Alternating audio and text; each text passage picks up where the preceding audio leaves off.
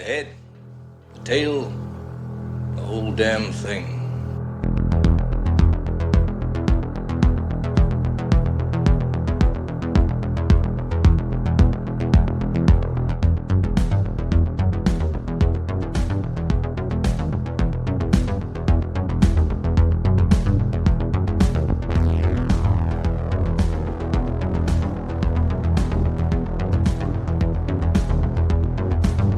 Welcome once again to the head, the tail, the whole damn thing with Mike D. McCarthy and James Knight, your industry professionals. Today's episode, My Bloody Valentine and Heart Eyes. Turn on your heart eyes. I would love that song in E.T. Wait, that's not right. What is that movie? Fellas, help me out. Tonight's a good episode. Oh, it is. A seasonal offering. A holiday. Happy Valentine's Day, everybody. Oh, love is in the air. Yeah. I'm feeling right. like singing. Yeah, a little Barry White. Maybe a little Tom Jones, too. Yeah. Yeah. Yeah. Those guys were fucking hitting it. Oh, they? yeah. Absolutely. In every way possible. That's what I'm talking about. Yeah. They just had a syringe full of penicillin in their glove compartment of their car. It's like, I need a little top up, baby. Psst. Oh, shit. Good to go again. Could you imagine if they had Viagra back then? Look out. Look out. What's new, pussycat? Whoa, whoa, whoa, whoa. Listen, I don't know if you know this about me.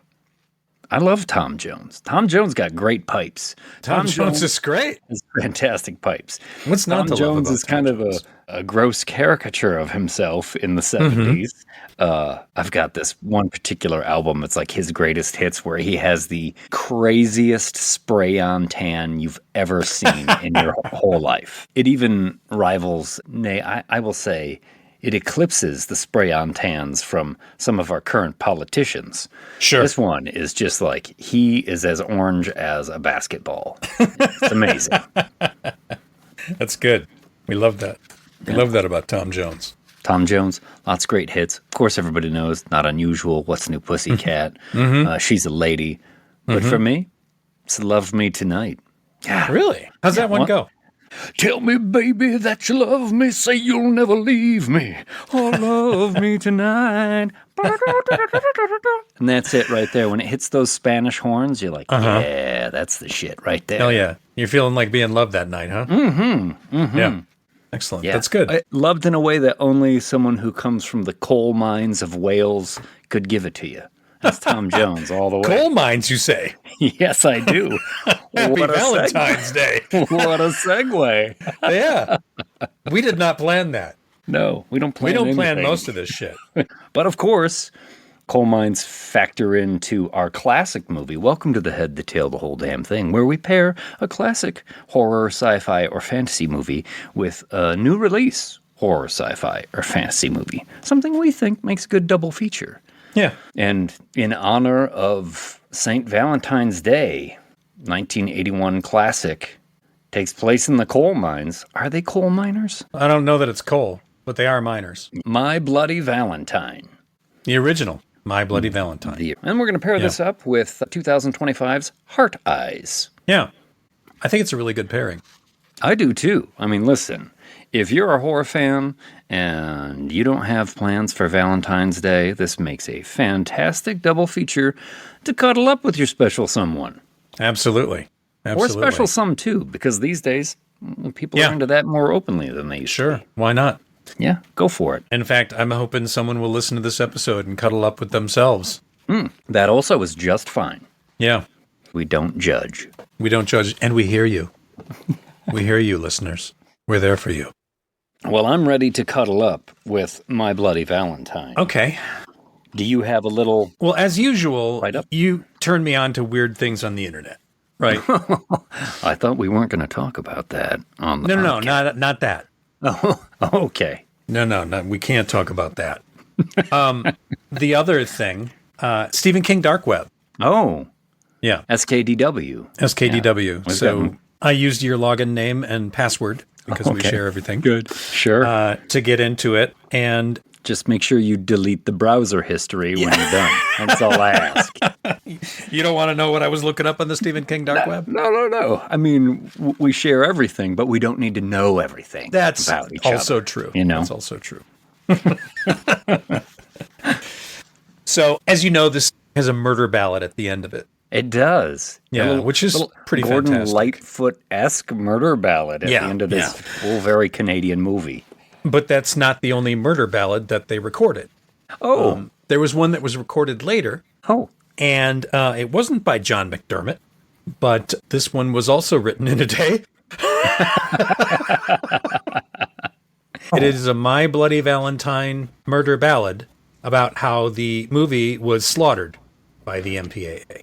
Oh, we will get into that for sure. But you have a extant recording of this murder? I do. ballad? I downloaded it from the Stephen King dark web, and let's give it a listen, shall we? Yeah. I'm all ears.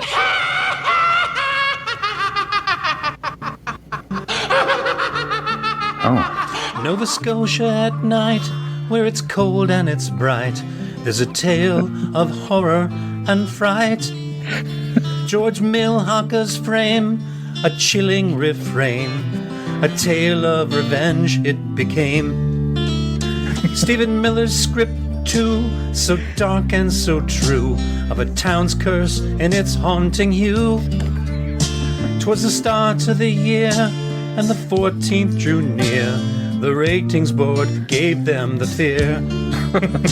Oh, the legend they say of the MPAA is a curse of their treatment of gore. And no one will know as the years come and go of the film reels left on the floor. It's got a good groove. It does. Rodney Gibbons' camera's eye captured all the sullen cries of a film so bloody and raw. But the MPAA, they chopped it away, and to George like a punch in the jaw. Oh, the legend they say of the MPAA is a curse of the treatment of gore. And no one will know as the years come and go of the film reels left on the floor. My Bloody Valentine in the 80s so fine, a tragedy of cutting so bold. The R rating cost, entire scenes lost, and a film of stock all gone to mold. For the legend they say of the MPAA is a curse of the treatment of gore. And no one will know as the years come and go of the film reels left on the floor. My Bloody Valentine in the 80s so fine, a tragedy of cutting so bold. Oh. Excellent. It's like a little mix of AM Gold with whoever does the music for those old Lord of the Rings cartoons, you know, the greatest adventure. Yeah. Oh, beautiful. Well done. Man, that Stephen King dark web just keeps producing It is. one It's hit always after another. cranking them out. Yeah. But, I mean, topical, because the MPAA did slaughter this movie. Absolutely. It was its own hatchet job in post-production. And so much of it was actually lost. I know I turned you on to an unrated, uncut copy of it, but it is still cut. There is still a lot of things that were missing from the original cut that was given to the MPAA. And that stuff was lost forever. Oh, that is disappointing. Yeah. Because as I did research on this movie and I found out all about how they had to avoid the X rating and they cut it. I mean, it was 81. It's just after Friday the 13th had made such a huge splash and the MPAA got their knickers in a twist and were like, well, we can never allow that to happen again. Yeah. And so they were just like slapping things around willy-nilly without any sort of real oversight. They don't have rules regulation. anyway. They just make up whatever the fuck they want to do. Yeah, they did. And they were particularly intense in this moment, and they cut this movie to pieces. When I learned all that, I was glad I had seen the version that you turned me on to, because it has some really intense and really well done effects in it. Yeah. Holy smokes. I was not ready for it. Yeah. In fact, for years, I had sought out seeing the unrated or the unedited version. Yeah. Because all the streaming platforms, they just have the theatrical cut, which is 3 minutes different. And it's pretty much all just makeup effects. And I'll bet, that's the cut that people saw for years and years and years. So anyone who's listening who saw my Bloody Valentine back in the day, I think they're missing out on some really great effects and some really great moments. And I don't think it's streaming anywhere. I got you a copy of it, but you have to buy the Blu-ray or buy the special 4K version to get all of this stuff. George said the very first time that he submitted this movie, now they finished it in January. This is George Mihalka, is that how you pronounce his last name? The director. Milhaka, maybe? I'm not sure how to pronounce it. I'm not sure if the song did it right. It may have to be re-recorded. They were mixing it in January. They had a February 14th release date because they wanted to release it on Valentine's Day weekend. That was the whole plan for the movie. And the very first time they submitted this film in January, as soon as they finished the sound mix, the MPAA said, tell these Canadians to take their movie back home because we don't want it. And they were like, whoa, what do we got to do? And they were like, well, you got to cut this scene out. You got to cut this down and chop this and make this shorter and 10 frames here and 30 frames there. And so they did. They did all those cuts and they sent it back. And the MPAA went, nope. You got to do another 10 frames here, another 20 frames here. You got to lose another 4 seconds of this. Fucking break. And they went back. They did the edits just like they were supposed to. They're running out of time. The MPAA said, nope, got to cut it some more. And they submitted it 4 times. Wow. And what we have now in the unrated version is from one of those last few times that it was submitted. It's not from the original version. Now, there's a scene that comes later in the movie where you find a couple dead. They shot that entire kill scene. Yes. With the drill or whatever through them. Yeah. Yeah. It's pretty brutal.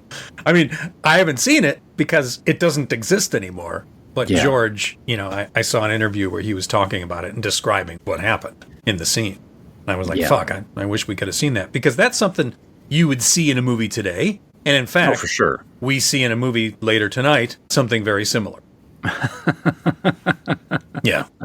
Yeah. No, the MPAA were in such a tizzy, and nothing like an organization with no oversight and no regulation and no playbook, really, just imposing their rules on people. And it's not like this was a major release. Now, I know it got distributed by Paramount eventually, but this was a Canadian film made, I think it had a budget of what, $2.3 million? Yeah, which is probably Canadian. Yeah, most of it underwritten. It's mostly in loonies and toonies. Loonies and toonies, and cases of Moosehead.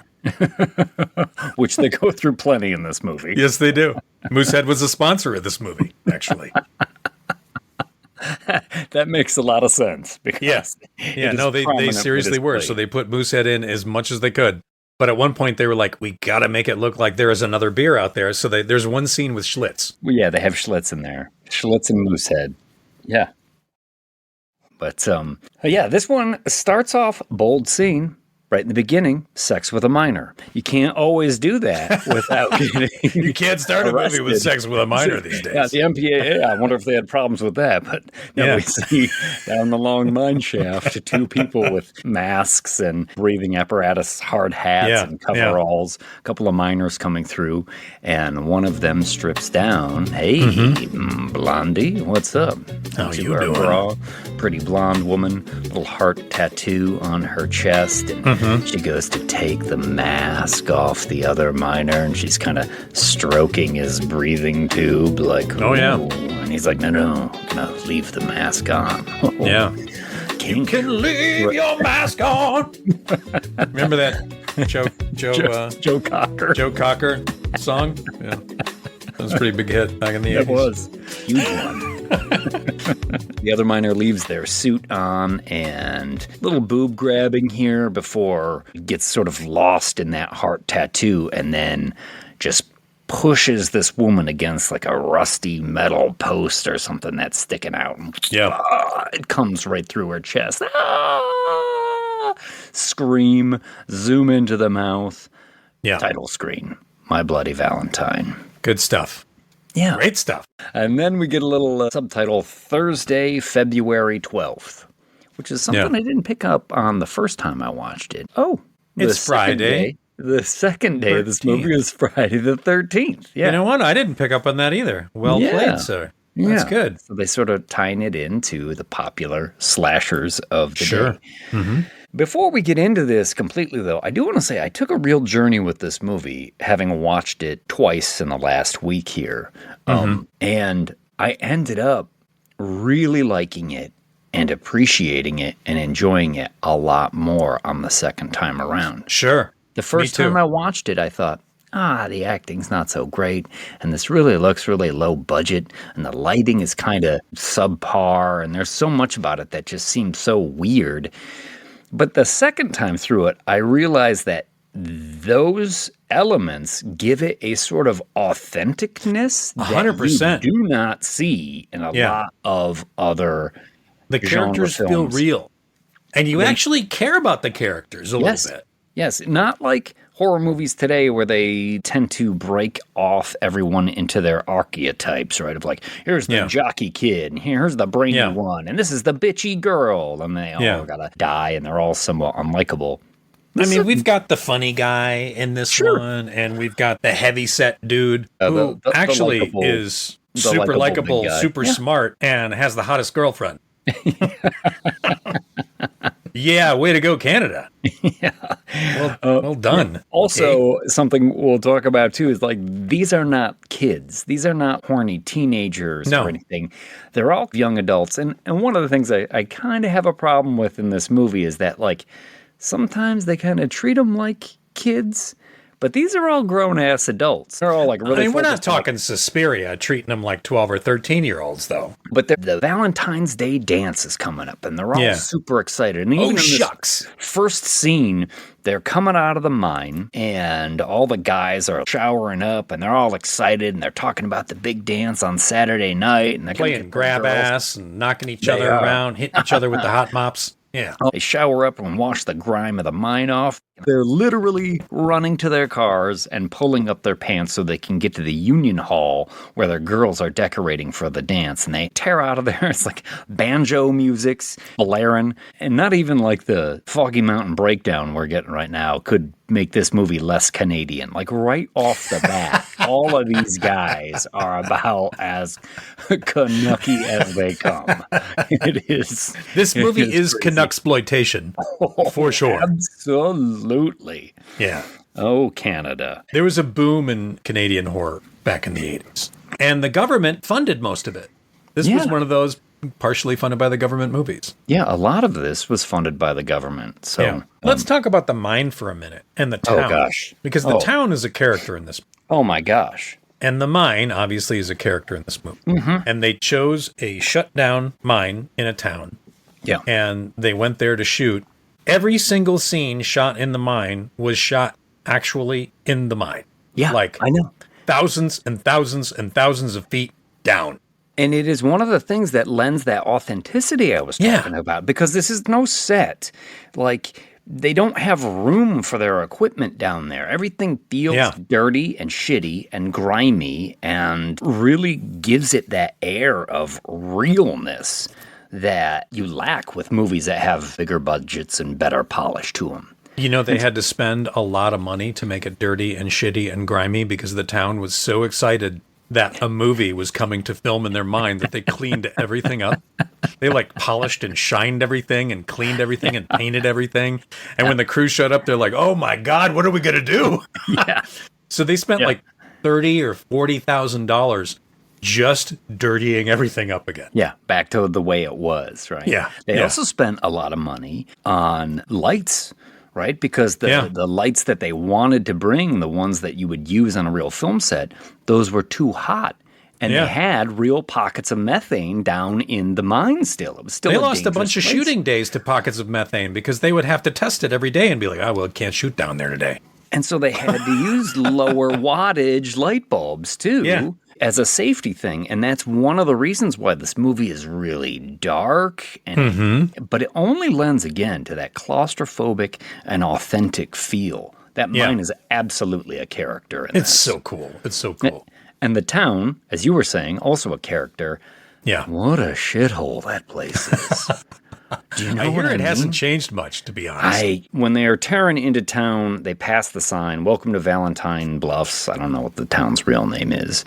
Population 3,735, I think. And it really does have a small town, depressed feeling to it. Like nobody's taking care of their houses. Nobody's mowing the grass or taking care of their yards. The downtown stretch, it's just like a bunch of sad-looking brick buildings, overcast skies. Yeah. And I didn't realize this until the second time I was watching it. I was like, holy shit, this feels real to me. Yeah. At first, I thought it felt low budget and fake, but really, it's just super realistic. You know, Yeah. they just shot what was there. Yeah, which is cool. I love that. Yeah. I love that about this movie. Well, the guys, they all head to the Union Hall, as I was saying. They meet up with their girls. They're decorating for the dance that's supposed to happen on Saturday. Everyone's excited about it. The chief and the mayor are there. You meet your characters, right? You meet TJ, who's the mayor's son, who had left town for a while to head out to the West Coast. But I guess the mean streets of Vancouver knocked him on his ass, and he couldn't keep up. So I've he's seen the back mean now. streets of Vancouver. They're packed full of ramen shops and places where you can get fresh needles.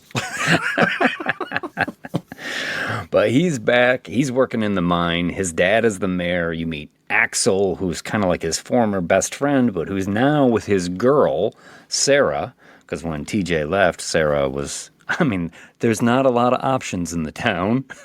Yeah. So she ended up with Axel.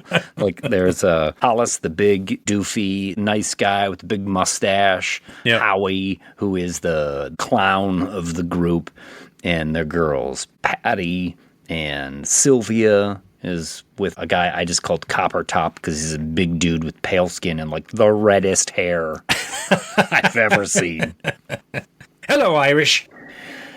And Mabel, the older lady in the town who owns the laundromat, she's the head of the decorating commission, and they're, they're putting all the streamers and hearts and all that stuff up. And after the chief and the mayor check in with everything, they're leaving. And Howie, the clown, runs out. And he's like, "Oh, mayor, this box is for you, a heart-shaped box. Somebody left this for you." "Oh, left this for me? Oh. Who could it be?" Oh, no. This town, let me tell you, this town loves its Valentine's Day. I've never been in a town that loves its Valentine's Day as much as this one does. Yeah. He is They're- super excited to get a heart-shaped Cool. box full of candy. They are. And there's a little talk, and Mabel's like, "Well, it's the first Valentine's Day in 20 years, so people Yeah. are excited." And he's like, well, now, Mabel, let's, maybe we want to slow down on that first one in 20 years. We don't want people to remember the incident. Like anyone's going to forget. Yeah, all of these young adults, they were like Yeah. kids when the Yeah. shit went down. Yeah.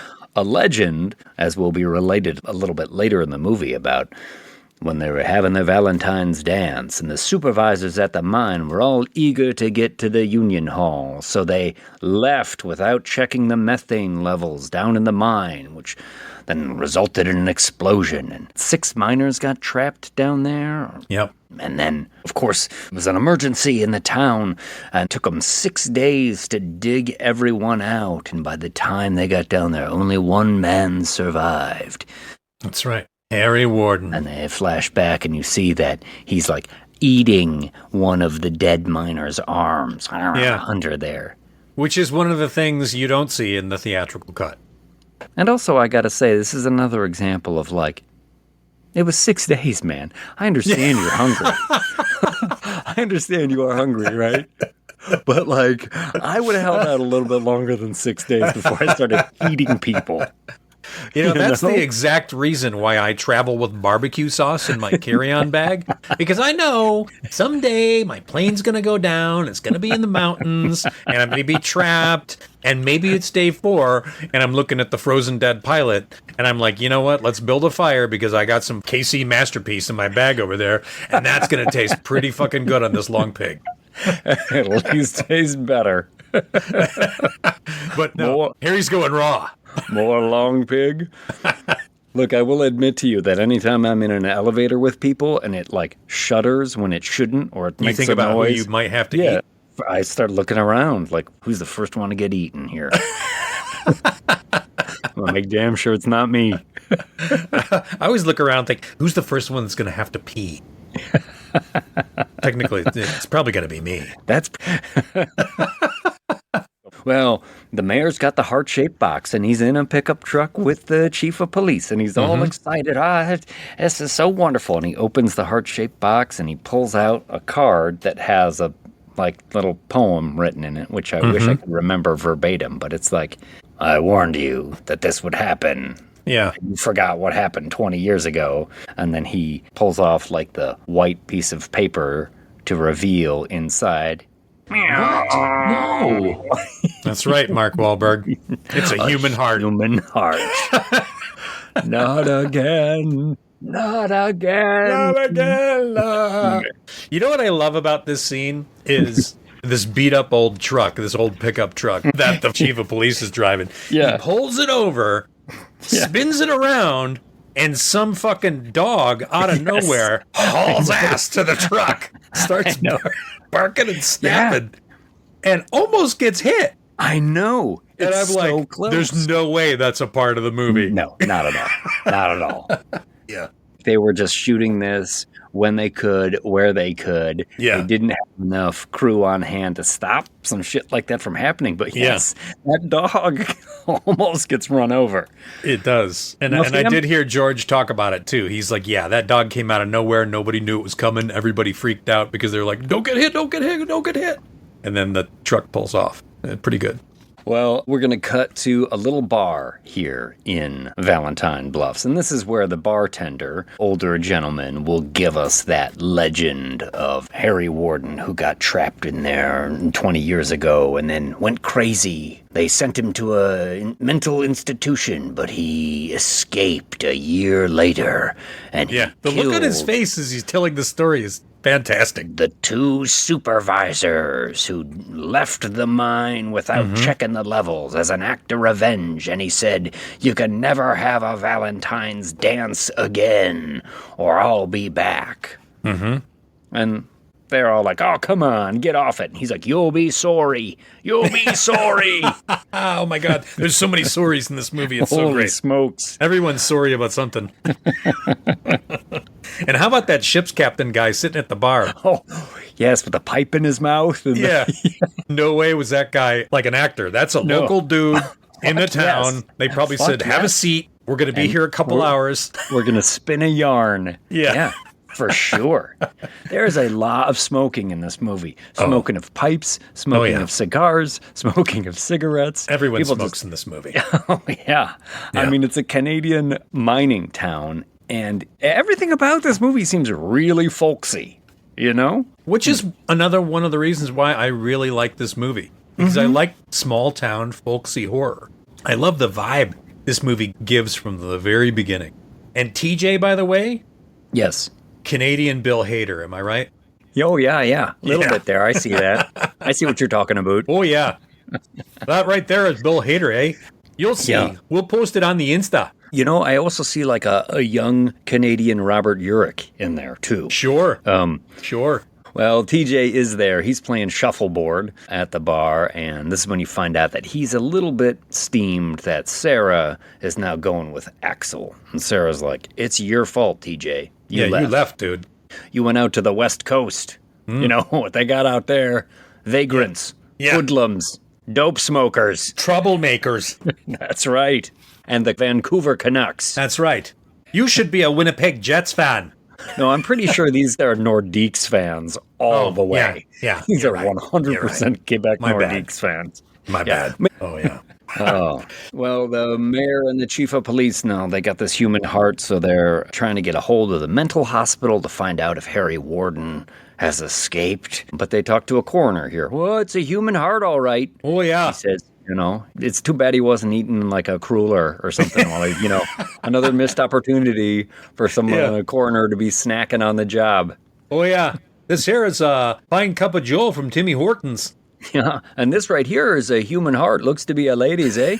Also, what's happening out in Valentine's Bluffs? Huh? What is happening in Valentine's Bluffs? Because now we get a stalker moving through town. You get the stalker POV. Is it the two circles, like of the mining mask? Do you see it through that? I can't remember. Yeah. I mean, yes, I think you do. You do. I know actually. we get that in Heart Eyes. Mm-hmm. You'll get the stalker vision through the heart-shaped windows there. Yeah, I believe there's at least one sequence where you're seeing through the eyes of the miner's gas mask, which is a really cool fucking look, by the way. It is a cool look. I was thinking I might do it for Halloween this year. Oh, yeah. I was thinking I might be Harry Warden, eh? Sure. Sounds like a pretty easy one, actually. You just got to get that mask and the pickaxe. You can probably get one of those over at the Canadian Tire. Oh, yeah. You can certainly get almost anything you want at the Canadian Tire. Thank you, Canadian Tire, for being a sponsor tonight, eh? That's right. Pickaxes, pucks, case of moose head. They got everything you need. Who needs a hairdryer and a floor jack? Well, this stalker is moving towards a heavily decorated laundromat, a laundrette. I think it's Maven Mabel's laundrette. This is Mabel, the head of the decorating committee. Decorating everything in fucking town. Holy smokes. If you're going to do your laundry here at Mabel's, you're going to have something to see because there's cutout hearts on every dryer. There's streamers hanging from the ceiling. She's really leaning in to Valentine's Day. But she heads through the curtain into the back room, and our stalker leaves a heart-shaped box of candy on the table for her. You know, the table where you do all the folding after you have to get out of that dryer. Well, then he kind of hides around the corner a little bit, and Mabel comes out with a cuppa, and she sees the heart-shaped box. Oh, someone left this for me. I mean, there's a little bit of mischief going here from the stalker. Yeah. Because everyone's just delighted with these heart-shaped box of candy. I think that's probably a little bit of the direction. You got to act real happy when you get it so that when you open it up, you can be more disgusted.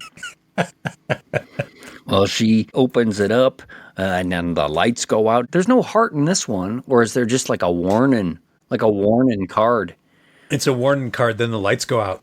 Yeah, the lights go out. She falls. She screams as Harry Warden comes around the corner with his pickaxe. And then she's scrambling back, screaming, and then, pickaxed. Pickaxed. How many Canadian listeners have we lost already? Oh, come on. They love it. They're like, my Bloody Valentine. It's about bloody time. And what have you guys been waiting for? We're going to cut to guys having fun at the scrapyard, cooking steakums on a heated engine block. Which is amazing. Again. Yeah. This is so weird and random that it can only be true. It can only be authentic. It's like, there's nothing to do in this town, so they go to the scrapyard. Yeah. And they heat up an engine block on an old wreck, and they cook like a hungry man dinner, and some steak comes on her. Yeah, it's a running car. Yeah. And it is one of those things that they added when they got to the town because they used a lot of locals, in sequences and in like the bars, and they hired locals as PAs. Yeah. Because this town was having a hard time, right? Because the mine closed down. You can tell. Oh, yeah. A lot of people weren't working. So this movie company hired everyone they fucking could, which, again, amazing and awesome and cool. Yeah. And without all these people they hired, one of them said, they're like, what do you guys do on Friday night? And one of the guys was like, we go to the scrapyard and we cook over an engine block and we drink beer. And they're like, well, let's put that in the movie. Yeah. Hell yeah. Hell yeah. It's a detail you couldn't write unless you experienced it or had somebody be like, yeah, this is what we do. Yeah, because if you wrote it, people would say, that's stupid.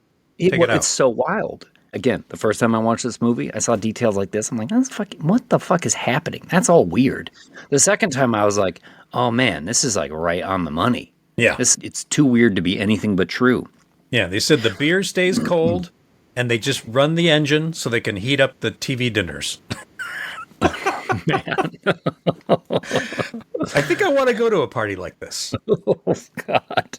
Well, during this scene at the scrapyard, that's when we have a little more of an altercation with TJ and Axel about Sarah. I guess we got some girl problems here. What are we going to do about it?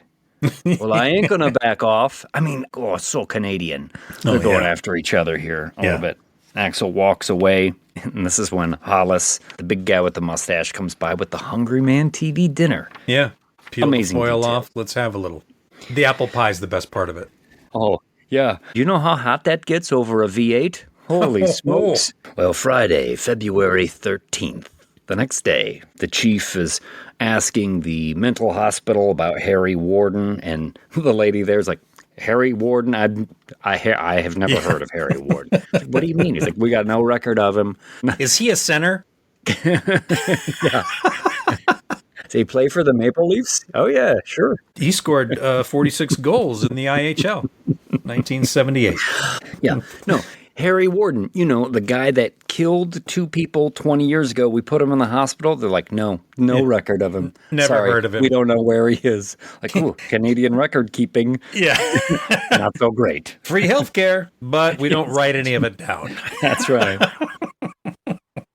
Yeah, she's like, well, he's either transferred or dead, or he wasn't here in the first place. Is that what she says? You got 3 options, and he's like, 3 options. 3 options. 3 options. Yeah. He has a right to be a little indignant there. He does. So I guess we're going to have to cancel this dance. So the chief goes into Mabel's laundrette to tell her, I think we're going to have to cancel this, but What's that smell? what is that? He carries a pipe with him too, and he smells the ain't Captain Black you're smelling there, buddy. Like, No.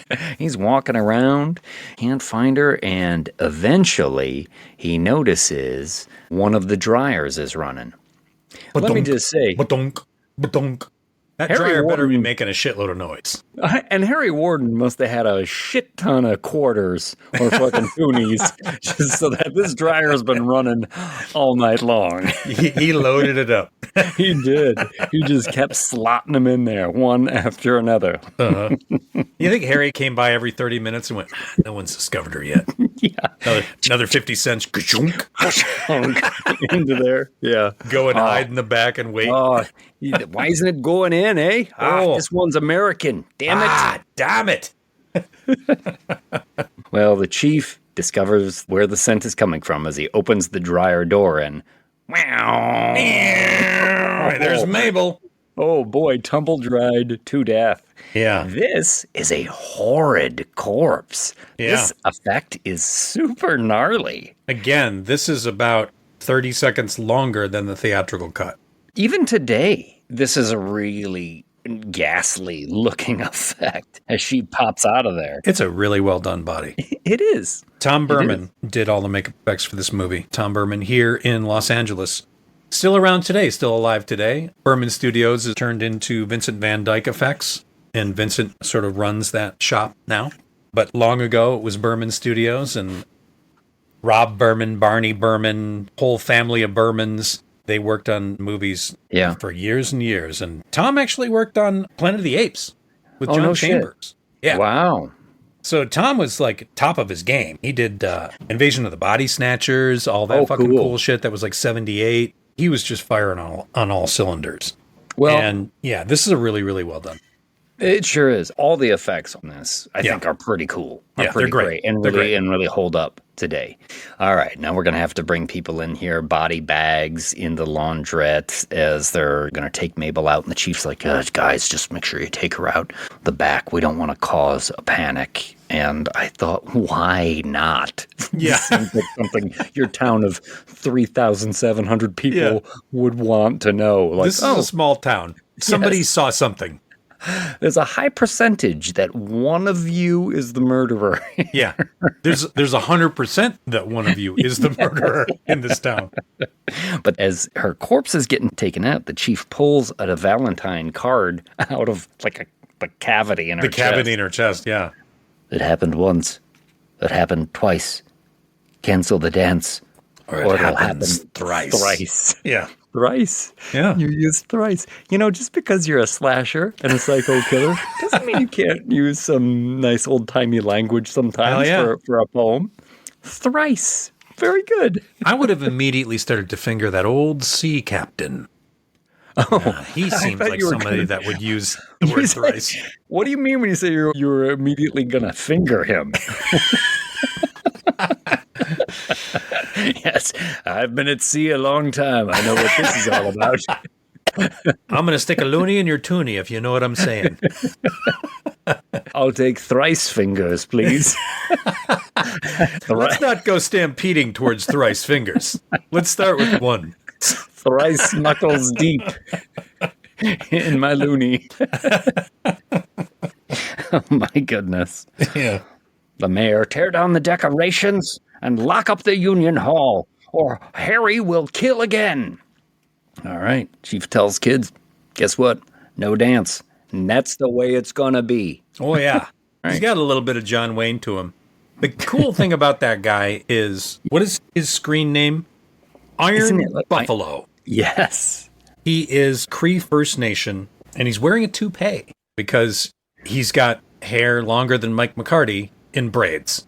Wow. And if you look at that toupee, sometimes when he turns his head to the side, you can catch the little curly hairs towards the bottom. You're not what? I see the look you're giving me. Curly hairs. I'm not fingering the sea captain here.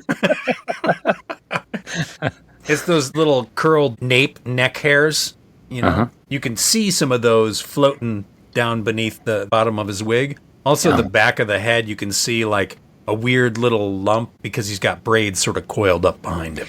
This has been a Hollywood Who's Wearing a Wig Minute. TJ is going to take Sarah out of the shop. And he just throws her in. I think he's driving a Cutlass. I think that's an Oldsmobile Cutlass. He's got an old one. Oh, no. And TJ's got a 67 Camaro. Oh, is that a Camaro? That's a year one Camaro, yeah. Oh. My boy, yeah. Shame on me for not recognizing that. Oh, no, that's okay. But he throws her in there, and he takes her to the most romantic place in Valentine Bluffs. That's just right. As long as you don't look at the refineries in the mine. There's a beautiful view of the ocean there. Yeah, cold as fuck. Oh, boy. This whole place looks cold. The town looks depressed. Yeah, no wonder TJ tried to go out to Vancouver, but as he explains to her in this scene, he fell right on his ass out there. Yeah. I didn't want to tell anyone what a failure I'd become. And he says, I'm sorry. I am so damn sorry. Damn sorry. When he said that, I almost died laughing. Yeah. I love you and I want you back. Little kiss there. Okay, well, Sarah's definitely having trouble. Who's it going to be, TJ or Axel? We got a little My Bloody Valentine love triangle. That's right. The director, George, shot this scene in 45 minutes at dawn. They were racing to get the scene done, and they set it up and shot the whole thing. I mean, it's got a couple of setups, and it's got a lot of dialogue, and the whole thing done in 45 minutes. Pretty good. Pretty good. Hell yeah. Knock it out. So, no dance at the Union Hall, but at the bar that night, the kids are like, you know what? We can come up with our own idea here. Let's just have our own party. And the bartender's like, don't you have a party or you'll be sorry. And they're like, don't you tell us what to do, old man. We're gonna you'll have a be party. sorry. And you know what? We're going to do it in the mine. Why not? We got a pool table there. We got a rec room. We got a kitchen. We can do everything we need for our party. That's right. Kids, you're disrespecting the legend. You'll be sorry.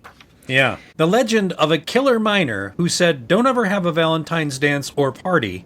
And there was a murder, and they're shutting down the Valentine's dance. Where are we going to go? To the mine. Yes, it's true. Okay. It's true. But do they know at this point that Mabel was tumble-dried to death? I think they do, because the bartender's like, heart attack my ass, because the chief is covering it up. That's right. Which, again, I'm like, you should tell people. Yeah. If there's a psycho killer loose. I guess maybe he thought if he told them, well, I mean, if you tell them, they're not going to go have a Valentine's party, right? Yeah.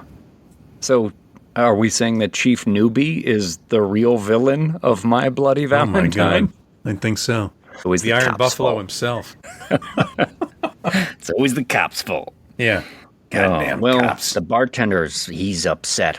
These kids, I'll show them. So he yeah. goes off to the mine. I'll make them feel sorry. So I'm going to set something up here. So he's got like a dummy in a miner's suit, and he rigs the pickaxe up, and he ties some rope around a doorknob so that He's when so the kids excited with open this the gag, door, too. I know, the pickaxe will come up. He tries it once. Tries it twice. Yeah. Tries it thrice. Thrice. Yeah. He walks away, and then he gets a look on his face like, oh, it's so good. I got to try it one more time. Yeah. Come on. He goes back there, and this time, Pickaxe under the jaw, out the eye with the out tip. the eye. Yeah. All this was cut too, by the way. Of course it was. It's so ghoulish. The eye popping out of his face with the pickaxe coming through. Really cool effect. There was some other stuff from this sequence where he was being dragged along the ground with the eye sort of bobbing and bobbing and bobbing. And that footage is gone forever, too. Oh, man. Sadly. Well, I've got it here. I see the eye coming out. And they do have footage of him being dragged away by the pickaxe, which is pretty cool. Guess what? It's Valentine's Day. There's no dance, but it's party time at the mine. Woohoo! You got packages of hot dogs, cases of moose head, and Schlitz. Yeah. Just to make sure that there are two kinds of beer in this movie. And they're unloading all the stuff in the rec room, and the kids are having a good time. There's pool, there's pinball, radio. Ginger, Copper Top Man is going to have sex with Sylvia. He's like, all right, let's go to the other room. Oh, yeah. Eh? And then the baby face guy, David, I think his name might be, he goes into the kitchen because he's hungry for hot dogs. And this is when he gets maybe the worst way to die. Let's face it. Bobbing for hot dogs? Yeah. Drown in hot dog water. Scalding hot dog water. Boiling hot dog water. Gosh. It's just an assault on the senses. As if drowning's not bad enough, it's got to be hot dog water. I love the underwater camera shot of the hot dogs floating in front of his face. How about it? And the flesh kind of like scalded and melted all around him. Yeah. It's great. It is underwater shot. Yeah. They had more of this too that is gone forever, but there's enough of it there to make this uncut version pretty great. The kids are having their party at the mine, but at the police depot, the chief hears a bunch of stray dogs barking outside. Goes out there, and they're all like tearing at this heart-shaped box on the ground. What is it? Yet another human heart? And a note that says, you didn't stop the party. What party? Yeah, what? Huh? Yeah, well, I mean, if you had told people that a psycho killer was around, they might have just stayed home. Real villain of the fucking movie. Chief Newbie, the Iron Buffalo, you failed us. You have failed us, sir. Yeah.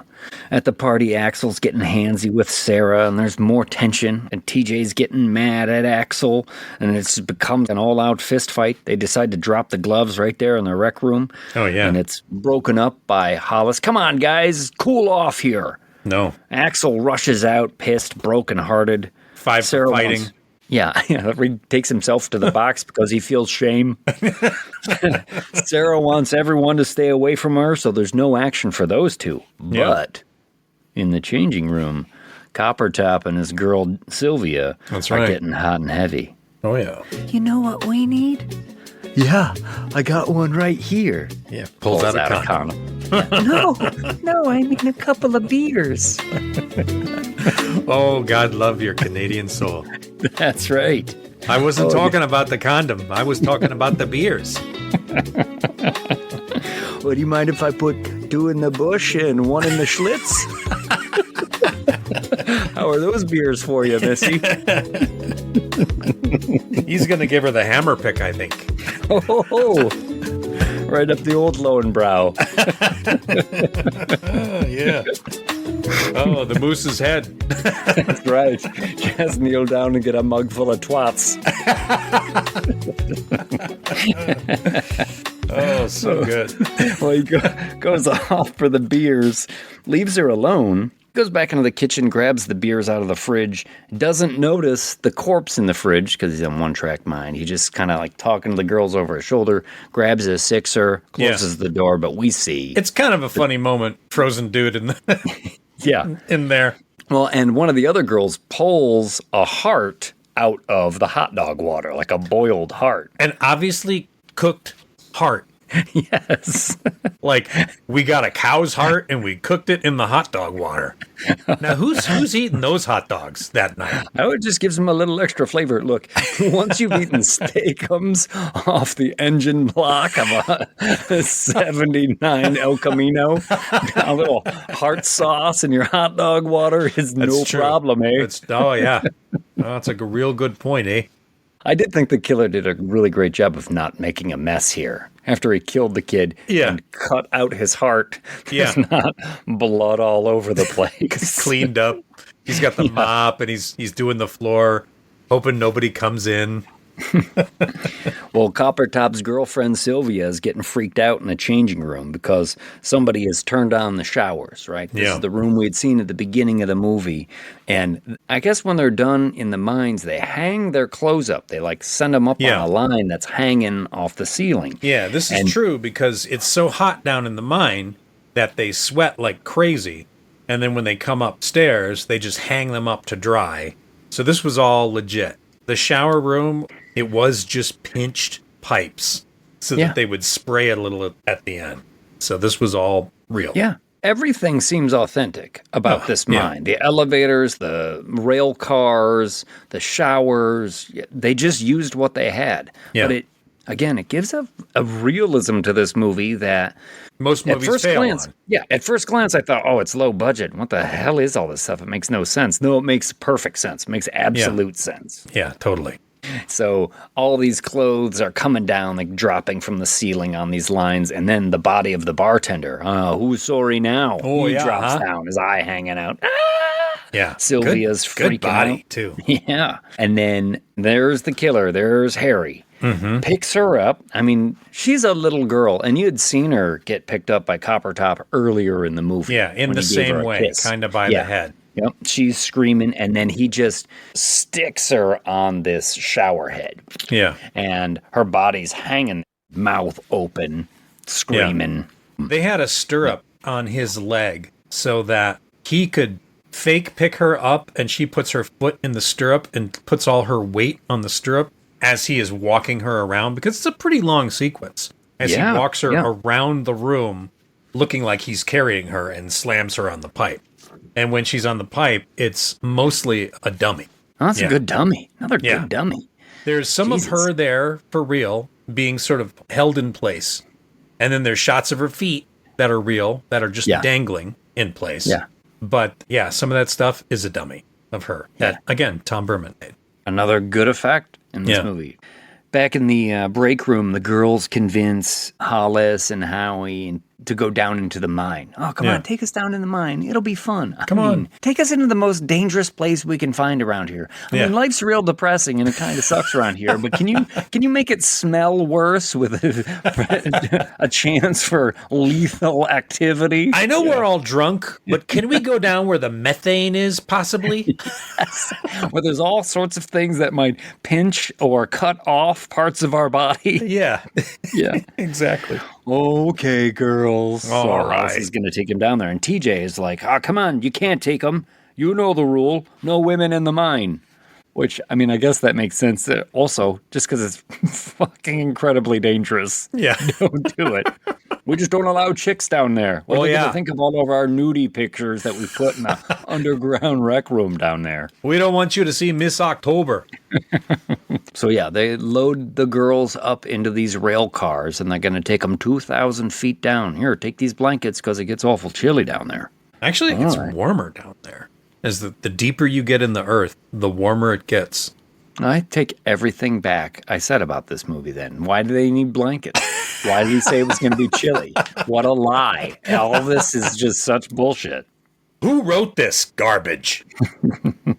One of the cool things about them taking that little mining car down, that was the first time the girls had ever gone down into the mine for real. Oh, neat. The actresses had never gone down there. They wanted it to be a surprise and fresh so that when they got down there, it was all like, oh, okay, this is cool. So the reactions they got were all genuine. Nice. Don't act it if you don't need to. That's cool. Totally. Also, by this point of the movie, none of the cast really knows who the killer is. Yeah, I know. I know the director kept that a secret as well because he wanted all of their reactions to be genuine, and he didn't want any of the relatively inexperienced actors to give anything away. Yeah. He just told a couple of guys, pretend like you might be the killer. Okay. Well, they all go down into the mine, and as if it wasn't a bad enough idea already, they decide, let's all split up. Yeah. Because I know this is real dangerous and all. But one of the couples is getting frisky. He's like, well, they're all heading towards that shaft over there, but I got a particular shaft I'd like to show you, eh? So they head over there. I'm just talking about shaft. No, man, we're not. But back up top, this is when shit is about to get real because one of the girls that's still up there finds the dead body in the refrigerator. Yeah. As Copper Top comes back into the room after seeing his girlfriend had been turned into the world's largest shower head. Yes. Yeah. Oh my God, Sylvia's dead. David is dead. Oh, what do you mean? This is a chaotic moment where it's like everyone's stumbling and falling all over the place and bodies are being discovered and they're just like, oh my God, oh my God, oh my God. Yeah. It's pretty great. And we got to get out of here. And then someone's like, no, the girls and Hollis, they're all down in the mine. Yeah. Oh, shit, that's right. We got to go get them. So he's going to take Axel, and they're going to head down into the mine. Mm-hmm. And then he tells everyone, all right, you got to go get the chief. Everybody else get out of here. And I got to say, for a slasher movie, where sometimes we can be used to all of the kids getting killed, and always a bunch of dumb moves. I mean, there have been dumb moves in this one. Yeah. It was a smart play. We're making some smart moves here, yeah. Why don't you guys leave where the danger is and go get the police and tell them to come this way? Yeah. I love when they get the police, too. That's one of the best lines in the movie. It is. I used to have that as my answering machine. Yeah. I think I did, too, in college after I heard you had it. Yeah. I put it on my answering machine as well. We were having a party down at the mine, and Harry Warden showed up, and he started killing everybody. That's it, yeah. So TJ and Axel go to find the girls and their friends down in the mine as the others head towards the town. But down in the mine, they don't know what's going on up top. So Hollis is given a tour, and they're kind of goofing around, trying to hide and scare each other with stories of Harry Warden, and then they start to hear like light bulbs shattering behind them. Yeah. And they get legitimately freaked out. Ugh. You know what? Let's find Mike and Harriet. There's the two who are in the rec room. Yeah. Talking about Shaft. So we can dig it. And get out of here. That's right. Back this was one of the few scenes they shot actually on a set. Because they couldn't have any sparks in the mine, so they couldn't break light bulbs that were on in the mine because of threat of explosion.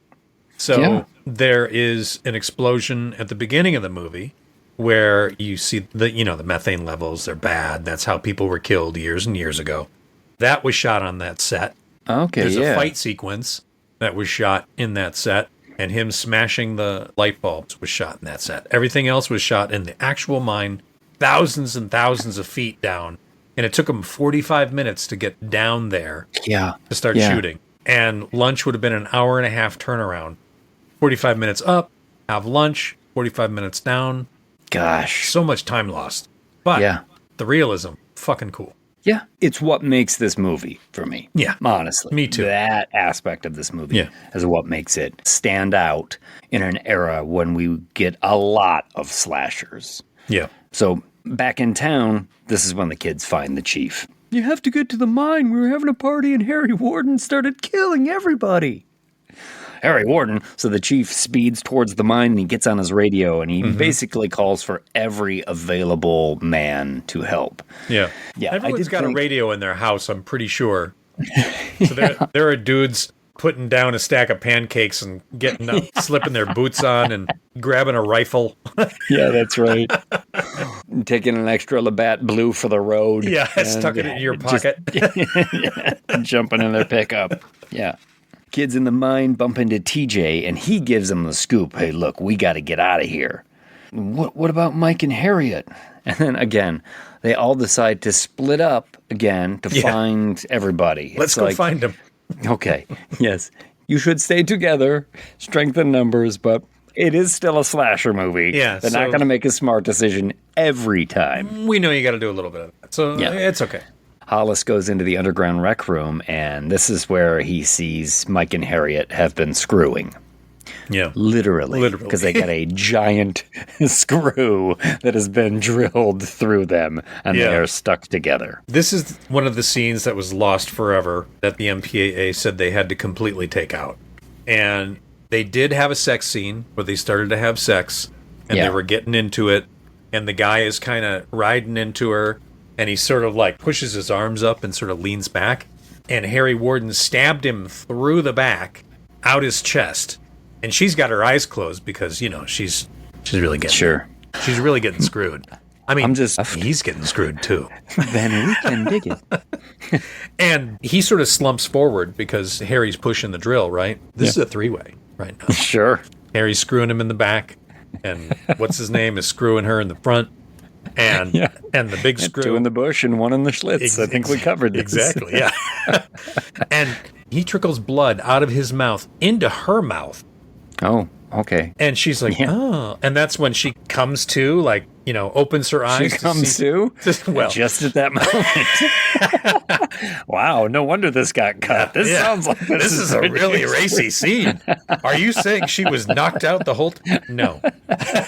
This is when her eyes open and sees that he's got a big drill bit sticking out of him and he's drooling blood all over her. And she screams, and Harry shoves him forward with the drill through her. So this double kill and sex scene three-way is what the MPAA was like, no, you Canadians, you cannot release this in America. You need to remove that entire scene. Gone forever. I mean, the way you describe it reminds me a little bit of that scene in Friday the 13th Part 2 where the couple's having sex and they get stuck from Speared. Behind. Yeah. The one from 81, because we did the whole showing of that movie at Crystal Lake. And I showed the excised scenes, which came from the makeup artist, and those are some pretty cool shit. And also the girl in Friday the 13th Part 2 was only 17, right? She's only 17, and you shouldn't see this anymore. Yeah. Yes. Yeah, she lied. Doing a sex scene and getting murdered. And they found out later, and they're like, fuck. And then they were like, but My Bloody Valentine, they have sex with a minor right at the beginning. Come on, the movie. Now. Come on. Double standard. And they're like, well, they got screwed, but Hollis is going to get nailed because Harry Warden has got a nail gun and right in the temple. Yeah. Right in the forehead. This is fucked up because Hollis is a good dude. He's a sweet guy, and this is kind of brutal.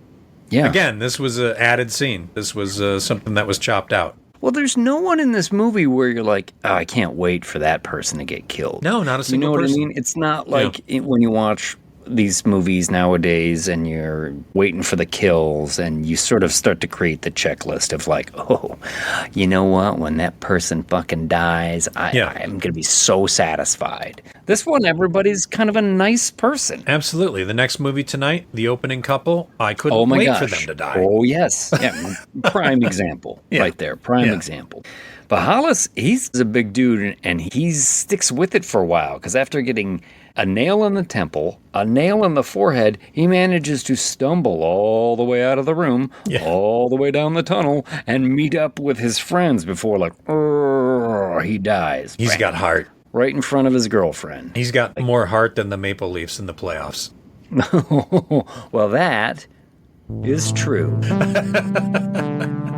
That is an authentic Toronto Maple Leafs minute. Yeah, nicely done.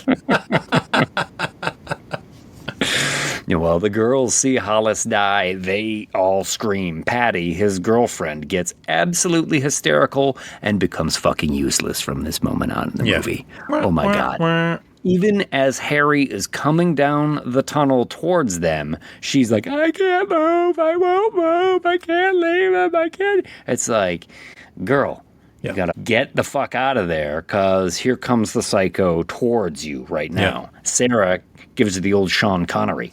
Schmack. Snap out of it. Snap out. Come on, dame. They head around the corner and boom, they bump into Axel. Let's get out of here. And Howie has disappeared. Howie, who was the clownish one, he kind of left the girls in the dust. Fucking Howie. Yeah. Now's not the time, Howie. Gotta help your friends. He's done a couple of things in the past couple of days where he's like pulling pranks and he's like, look, I'm dead. You know, with the blood all over his head that was the red paint. Oh, yeah. Which creeped me the hell out because, listen, dude, you just put paint in your hair. That's gross. Come on, man. Yeah. Yeah, I mean, he would go the distance for his pranks, though, because the other one, he's snorting coke by, like, putting a straw in his soda can. In a soda can. Taking it through the nose. Which I have done, because I was that guy at parties. Yeah, I'll do it. Yeah. Who's going to eat these milk bones? Me. It's going to be me. Yeah. I can do it. That one's easy. Yeah. Yeah. We are brothers. I ate like a third of a box of milk bones once just because it kept being funny. I was like, I'll stop this when they stop laughing. But like every time I did it, they were fucking laughing. I'm like, fuck, huh? It's going to be interesting tomorrow. Well, you know, my breath smelled great and my teeth were so shiny. So I was like, fuck it. Yeah, something to it. Really worked out.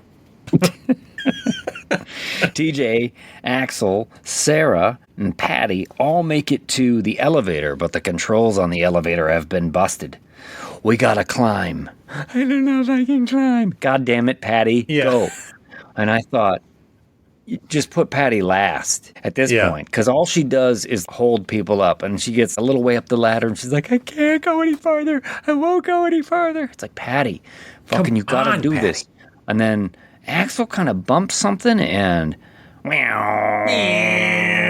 body comes hanging down. Oh, it's Howie, and it's hanging by a noose. It travels, then the rope tightens, it snaps, and decapitates him. Yeah. So the head stays there, and the body goes all the way down the shaft. This was another part that was cut.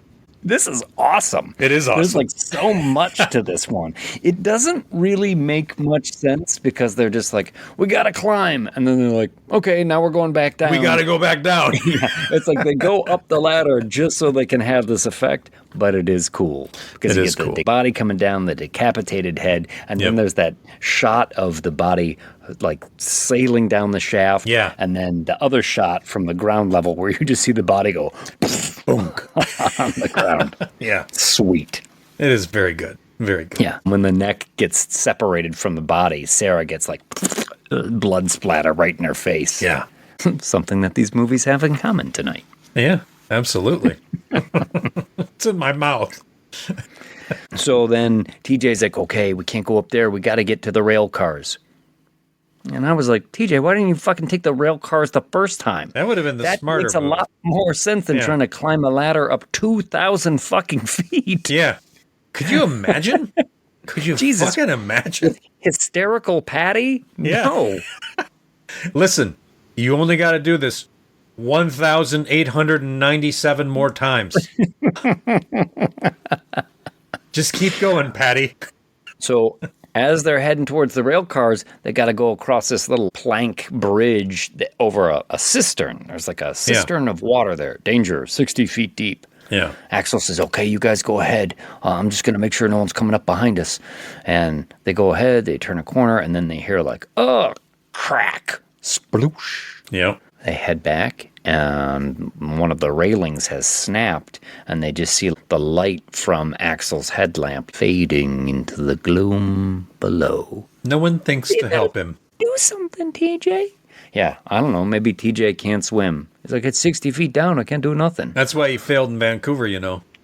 Oh, yeah. They made him swim out to the breakers. He was like, I can't do it. The swim test killed him. We'd hire you, TJ. But you got to pass the swim test. Oh, I'm sunk. And at the next fork in the tunnel, TJ splits off. Just stay to the left, he says. Take the wall to the left. Why do we keep splitting up here? Why do we keep leaving people behind? Because it's a slasher, and it will follow some of that slasher. Sure. I'm not mad at it. Sure. I'm good with it. Well, the girls aren't going for long when Patty pickaxed from around the corner, right in the belly. Right in the belly. Oh, no. And this is a weird cut because Sarah kind of runs away. You see her like, and she kind of jogs away a little bit, and then it cuts to her sort of like walking down the tunnel. And I thought, girl, where is the urgency? You just saw Harry Warden take out your best friend with a pickaxe. Yeah. I wouldn't stop her running now. Part of this scene was cut too and put back. Her death scene. It's not like there was any blood though, really. All they did is they cut out the part where she was acting good as she's dying because she did a good job at it. But they thought it was a little too much tone-wise. I'll say, as annoying as I find Patty, I think the actress is actually really good in this movie. I like her character. I like her character a lot. Yeah. Even though she annoys the shit out of me at this point in the movie. You're like, Patty! You're gonna get us all killed. Come on already! Yeah. And Sarah's discovered by TJ. He's got his hard hat on, but yeah, he's bleeding under the hard hat. Oh, you're bleeding. Oh, don't worry. This time of year, it's pure maple syrup. We gotta go. They make it to the rail cars, and they get it running, so the cars are slowly going uphill just as Harry appears. Yeah. It's sort of like a very slow motion train scene as they're moving from rail car to rail car, these little cars that people ride down into the mine.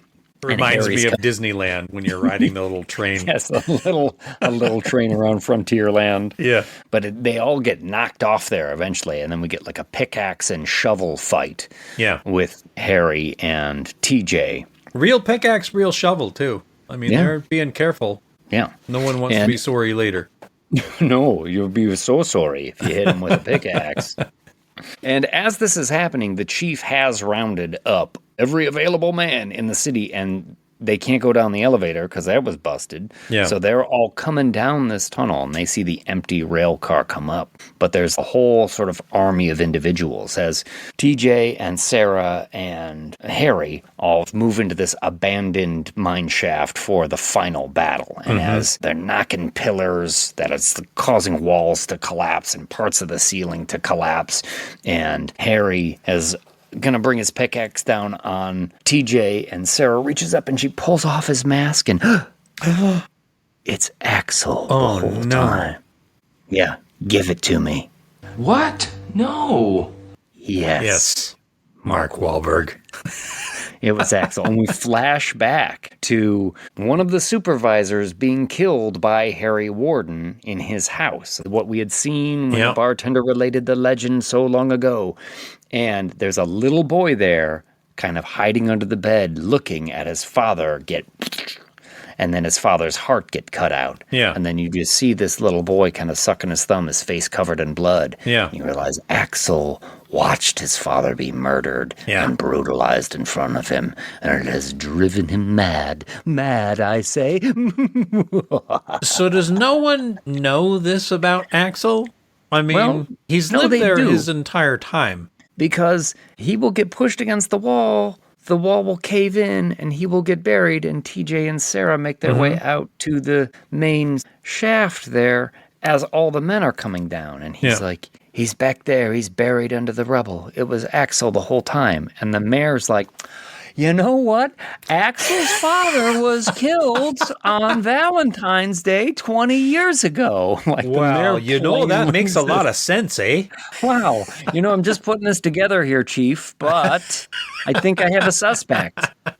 So they all go into the abandoned tunnel where he got buried, and Axel's hand comes out. Oh, he's still alive. He's still alive. Yeah. What? Sarah, he's still alive. They got to run in there. She runs over to his hand. Oh, Axel. She sort of touches it, and then his hand grabs her. Yeah. And then you see him in the tunnel, and he's got a pocket knife. And he's cutting his arm sawing off. his arm off. Yeah, like James Franco in that 247 hours minutes or whatever the fuck it is. Yeah. movie. Saws his arm off so that it comes off in her hand. Oh, This stuff was all cut out too, by the way. Yeah. And then the one-armed Axel manages to free himself and move further into the tunnel. It's all covered in rubble, so they can just sort of peek through a hole. And he says, like, Harry and I will be back. This whole town is going to hell. Yeah. Oh, Sarah, be my bloody Valentine. And then he goes, like, really weird looped dialogue. Some like ADR that was pasted on here at the end. You know what? We forgot to put the movie title into the movie. Yes. Ding! My Bloody Valentine. Everybody take a drink. That's right. Yeah. And then we get that murder ballad at the end of this It is movie. so good. It is so good. And they decided to put that in at the last minute, too, because they had the little musical bit that from the beginning of the movie, and it was going to be the same musical bit towards the end of the movie, and then they were like, you know what, there's just something missing. And they went to Paul Zaza, I think is the guy's name, the composer. And George said, what can you do? And Paul said, I got an idea. And he wrote that in one day, and then took it to John McDermott, I believe is his name, a Canadian country music star. And the guy recorded it in an afternoon. He took it back to George, and George said, this is fucking perfect. And that's what plays over the credits. It's great. Yeah. It is a fucking great song. And another example of the first time I watched this movie and I got to that song, I was like, what the fuck is this? Yeah. What is this? And the second time you watched it, you were like, hell yes. It's great. Yeah.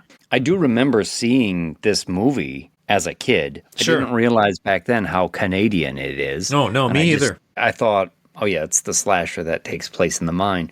But really watching it the second time, I realized just like, wait, all of this is a real place. This is a real town. Yeah. These are real people.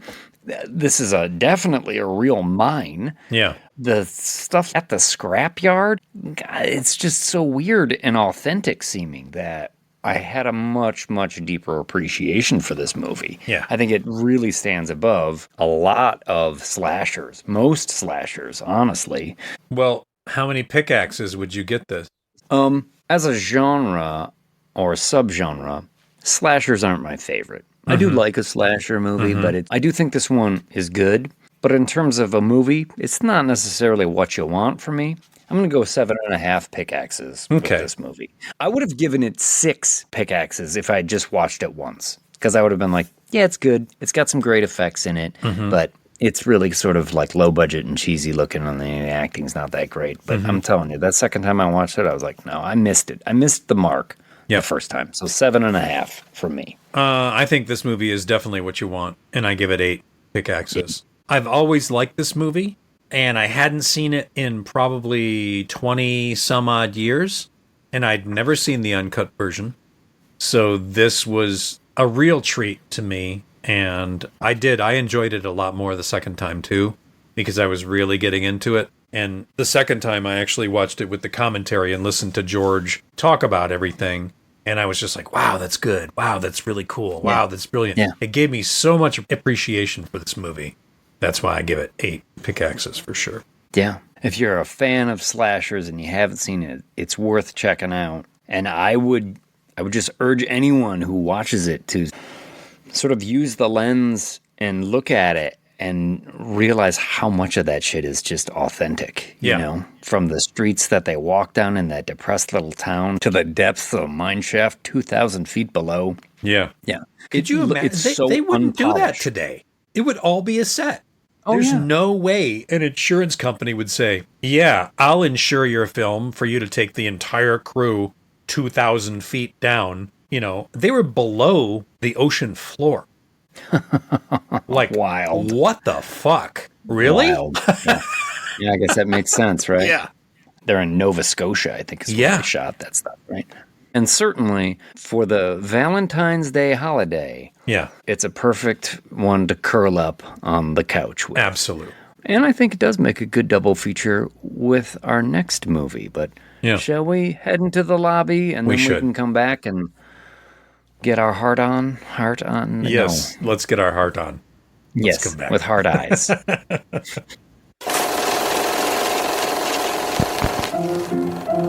Let's all go to the lobby. Let's all go to the lobby. Let's all go to the lobby to get ourselves a treat. Especially things to eat. The popcorn can't be beat. The sparkling drinks are just dandy. The chocolate bars and the candy stores. Let's all go to the lobby to get ourselves a treat. Let's all go to the lobby to get ourselves a treat.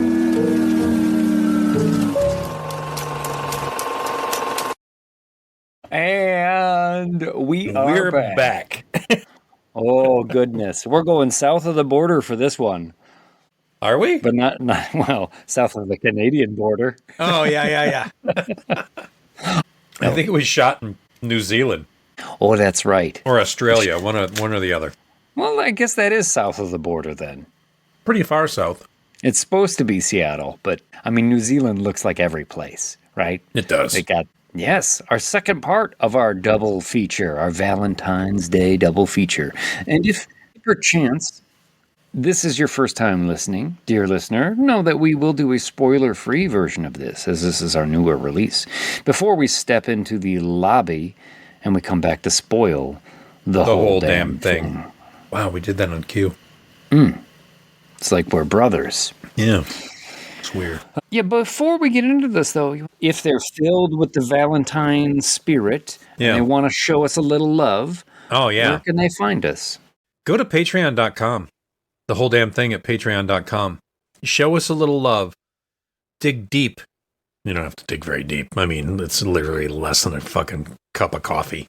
To join and support the show. We are listener supported. And we appreciate it because we're trying to do a lot of things and we actually go out of pocket on a lot of stuff.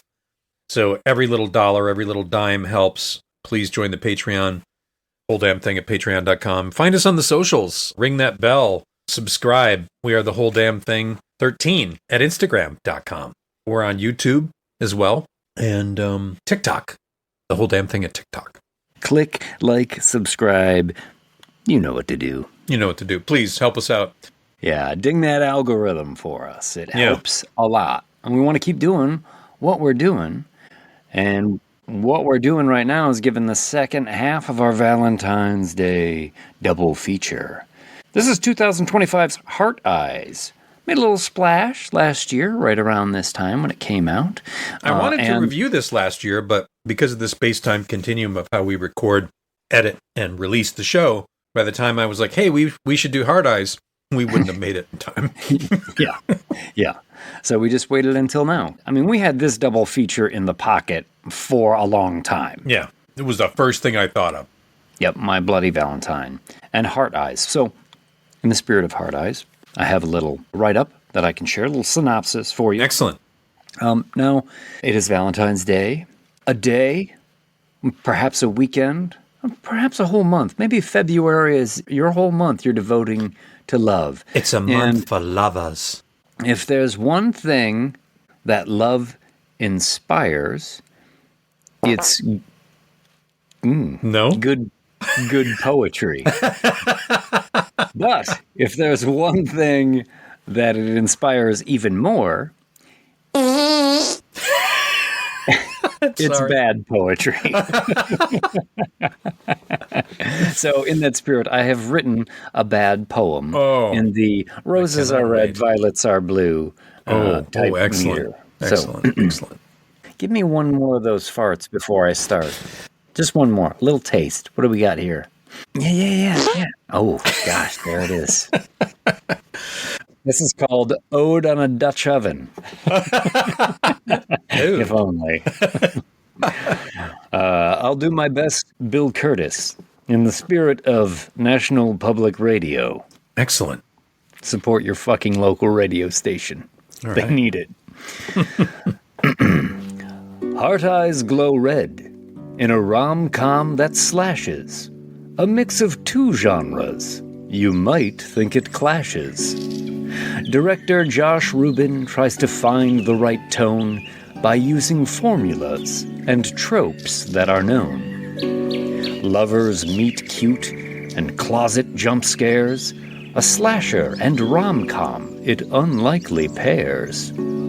Will love conquer all? Will our lovers unite? Or will this mad psycho prove that love bites? The supporting cast has faces that might make you curious. Where did I see her? Ah, the Fast and the Furious. And the other detective whose face of vexation. Ah, yes, it's the dude from Final Destination. They're hot on the case and finding the clues. Does it all add up, or is it a ruse? But it's our two charming leads, that's Gooding and Holt, that need to outrun Cupid's killer bolt. Will they escape and exclaim, "Please won't you be mine?" Or will this become another Bloody Valentine? Mike, roses are red and violence is bloody. Do you have heart eyes for heart eyes? Or is it a little too muddy? I think this, again, is what you want. Oh, okay. This is a fun movie. I feel like it's what you want. I feel like rating it at 8 is a little too high. But I think they really pull it off. This movie surprised the shit out of me. I watched it a long time ago for the first time. I was homesick, and I watched it on TV. And I hadn't seen a trailer. I didn't know anything about it. I knew people were like, movie's not bad. And I was like, well, people are saying it's not bad. I'm going to check it out. It surprised the hell out of me. I think it's funny. I think it's got heart. And I'm not a big fan of the reveal. I think that's a little dumb. But I do really enjoy this movie. And even though I'm going to say it's what you want, I'm going to give it a 7.5. Okay. 7.5 Cupid's arrows. That's with that? 7.5 Cupid's crossbow bolts. Yes. You know, I had the opposite reaction to this one that I did to My Bloody Valentine. You liked it at first and not the second time? Yes. Really? The first time I watched this, I was kind of overwhelmed by how clever it is. Because it does. It uses tropes that you know really well from slasher movies and tropes you know really well from romantic comedies, right? It uses a lot of those same structures, a lot of the same kind of scares or reveals, you know, just like any rom-com. Our couple meets in the beginning. They don't really like each other. There's some friction. Oh, then they're forced to work together, and then something happens that sort of brings them together, reveals something about the other one. Step by step, it follows that rom-com formula. It's a paint-by-numbers rom-com for sure. But at the same time, it's injecting all these tropes from slasher movies that we know and we love about that genre. And so the first time I saw it, I was like, wow, this is so clever. They did such a good job. The second time I watched it, after I knew the reveals and after I knew everything about it, I was like, oh, this is actually thinner than I thought. And while I do think they did a good job marrying the two things into one, in the end, I liked it less on my second viewing than I did on the first one. I felt a little fooled the first time because it is exceedingly clever, I think, in its structure. Yeah. It's clever and it's well made. Yes. It's well shot. I think it's well written. It's quippy. Well, it hinges on the chemistry of its leads, like any romantic comedy. I think they have great chemistry. They have fantastic chemistry. This is Mason Gooding and Olivia Holt, and you need it for the rom-com. You need to have all those little moments, and they deliver in that regard. They're attractive. They're funny together. They really play off each other really well, especially as things get ratcheted up in this one. Yeah, and like we said, good supporting cast here. You got Jordana Brewster from The Faculty. You worked on The Faculty way back in the day, right? Yeah, I didn't go to set for the faculty, but I did work on it. So, Yep. Trying to think if I've met Jordana Brewster anywhere besides my dreams. Because, she's fast and furious. I don't know because I've never seen those movies. But No, we're going to rectify that. IMDb. And then Devon Sawa, right? Yeah. From Final Destination and Yep. Idle Hands. And I know the director, Josh Rubin, huge fan of Friday the 13th, Part 6. Yeah. Jason Lives. Yeah, Huge fan. He was inspired by Friday Yes. 6. I heard him talking about it all the time in terms of like the guy who plays the Heart Eyes Killer in it. He really sort of leaned into that version of Jason Voorhees in terms of the walk and the body language and all that kind of stuff. C.J. Graham was the guy that played Jason in Part 6. So Yeah. he must have just liked the walk and stalk. Ooh, I just kind of did that. Yeah, Walk and Stalk is good, and he does it well, right? This is a killer who is imposing with a very specific design. They went through a lot of iterations of that mask. Tony Gardner designed the mask. Tony Gardner very good. designed the look of the whole thing. He didn't actually do the makeup effects for the movie. Tony Gardner, famous makeup effects guy. Alterian Studios, been around a long time. He worked on things like The Blob, did some of the stuff on Ash and Army of Darkness. Okay, cool. Yeah, great guy. I actually spoke to him earlier today. And I was like, hey, did you do a lot of the stuff in Hard Eyes? And he said, no, we just did the mask. We just designed the character. And then they went to New Zealand, and locals did all the makeup effects. So Steph Knight, Stefan No Knight, relation. No relation. To you, yeah. He did the makeup effects out there. Makeup effects in this movie are good. It's well done. Yeah, there's some good kills in Yeah. this one as well. It's a very slick slasher movie, especially when you compare it to like My Bloody Valentine, which is not slick at all. Yeah, no. This does feel very polished. But yeah, the mask looks great. The eyes a little bit asymmetrical. The smiling mouth has it almost looks like a cross between smeared lipstick or blood running across the mouth there. Yeah. And he brings a whole arsenal of weapons with him too. Good shit. Which is, it's a little bit silly because he's got throwing knives and crossbow bolts, and he's a pretty fucking great shot. Pretty great with all of it. That stuff. Yeah. Yeah. He's a master combatant. Yeah. So it is also pretty obvious that they have a trained stuntman in that suit the whole time. Different from the reveal of the movie. Yes. You said you were going to give this 8? 7.5, even though I say it's what you want. I'm only going to give this one a 6, though. First It watch does- through, though, you would have given it a 7 or an 8? First watch through, I would have given it a 7. Okay. For sure. But I think that this movie, although it does an admirable job and it's very clever as it mixes romantic comedy and slasher, it doesn't really excel at either one of those. It's not a great romantic comedy and it's not a great slasher. As a mix, it's fun and it's interesting. And I even think if you're looking for a fun horror movie to watch around Valentine's Day, It's perfect. This is perfect. Yeah. I would actually increase my rating to a 7 if you're going to watch it on Valentine's Day. Sure. Because it is fun. It's a fun ride. I just think overall the movie gets a little thin at parts because although the combination works really well sometimes, it never excels at either one of those things. I can see that. I'm going to give it 6 Cupid's arrows. Okay. on this. I know there's no official green light to a sequel, but they are talking about it. It didn't make an overwhelming amount of money. It did okay. It made more than its budget, for sure. And it didn't do bad. But I feel like this could be a future franchise, for sure. This movie gives me a lot of Scream vibes, right? Yeah. It's got Scream slasher kind of written all over it. Which can be detrimental, and it also can be cool, especially if you like the Scream movies. And I like most of the Scream movies. So It's a modern slasher. Yeah. Absolutely. And Scream rewrote that playbook when it came out all those years ago. It did. But this is following in that mold rather than the slashers of the late 70s, early 80s. Yeah. 100%. Yeah. Well, let's take a break and come back and ruin the whole damn thing. Om Nam Shivai, Om Nam Shivai, Om Nam Shivai, Om Nam Shivai. For holding a beating heart right now. That's Indiana Jones and the Temple of Doom. Mine car, another segue back to the first movie. Fantastic. Let's take a break. We'll be right back. On sale at our concession stand, try the perfect refreshment. Chili Dilly, a delicious pickle treat that's spiced just right for every bite.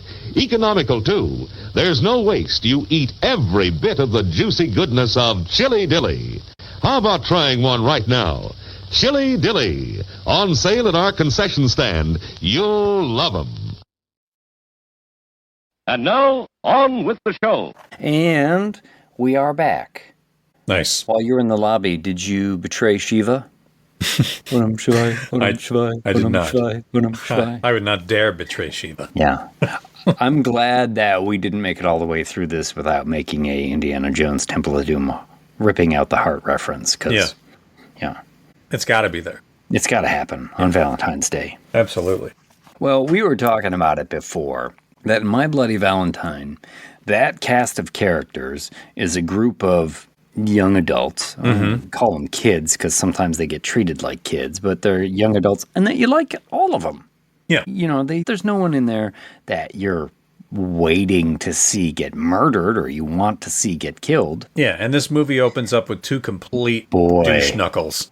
Crackers right off the bat. It's like a shot droning over a vineyard here or something, and there's a country music ballad playing, and this young man and woman have this arch set up in the middle of this vineyard, and they have contrived their own proposal. This couple has created a moment that they can't wait to publish on social media and share with everyone. These are TikTok influencers out of the gate. God. And I just want to see them get their heads caved in. Because they're also pains in the ass and rude and awful. You know, he's feeding her a strawberry and then she's like, oh, what the fuck? I told you not to put it in my food. And he's like, and the wedding ring is in there, right? She knows she's being proposed to. Oh, I'm sorry, put it on. I love when he takes the ring out of her hand. You see that string of spit. I was like, oh yeah, that's legit.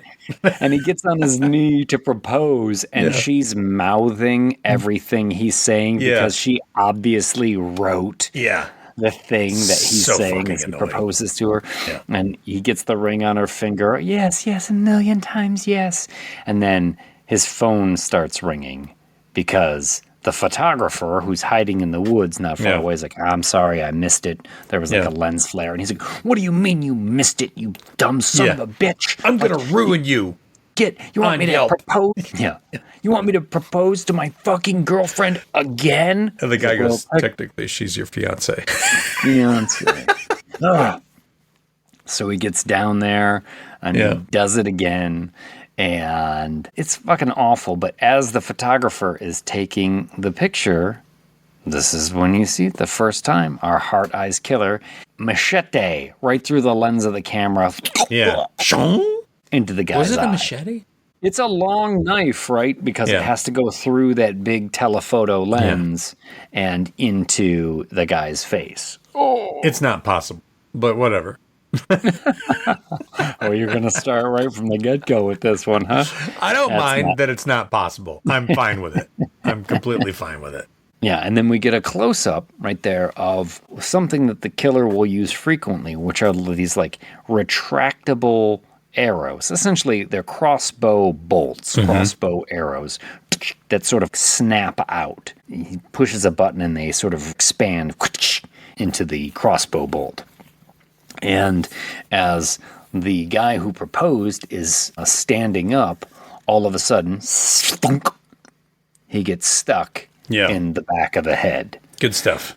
Yeah. He turns and looks at his fiance. Again, they've both been such pains in the ass. You can't wait to see them fucking bite it.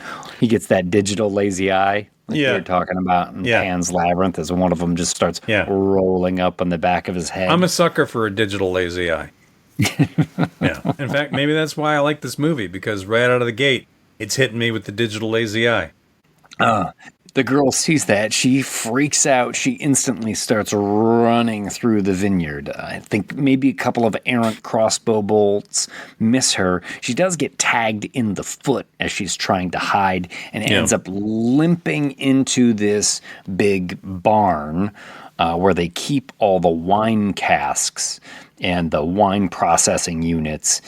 She sees a security guard. Oh my God, you gotta help me. He's after. And the security guard's like, ma'am, you can't be in here. What's going on? And then the door opens and we see the Heart Eyes Killer. A long black duster, black pants, black shirt, tool belt full of throwing knives and stuff. And the security guard is like, hey, stop right there. And Heart Eyes Killer takes out a throwing knife and, he's probably, 30 feet away and bullseye, right in the eye. Yeah. Oh. Security guard falls down dead. Girl runs screaming into the wine processing plant here. And a Heart Eyes Killer, takes the knife out of the security guard's eyeball. Yeah. But as you mentioned, we got a good look at the Heart Eyes Killer and what he looks like with the mask, with the whole thing, right? Yeah. And when I talked to Tony earlier, and he said that they had designed the whole look of the character, he goes, what are you going to pair this movie with? And I started to say My Bloody Valentine, and he goes, I knew you were going to say that. And he goes, in fact, we based the character off of the miner for the initial looks. Oh, really? Yeah. If you look at it, they're very similar as far as the mask and everything. I mean, obviously, all in black. Exactly. Head to toe, yeah. They were cross-referencing the miner, especially in the earlier designs, and then some of it kind of translated still. So, oh, cool. This has been another Hollywood mask minute, I guess. Could we call it that? We can. All right. We can, and we shall. But the girl has run into this wine processing area, and we see her hiding in this sort of metal barrel with a little window in it.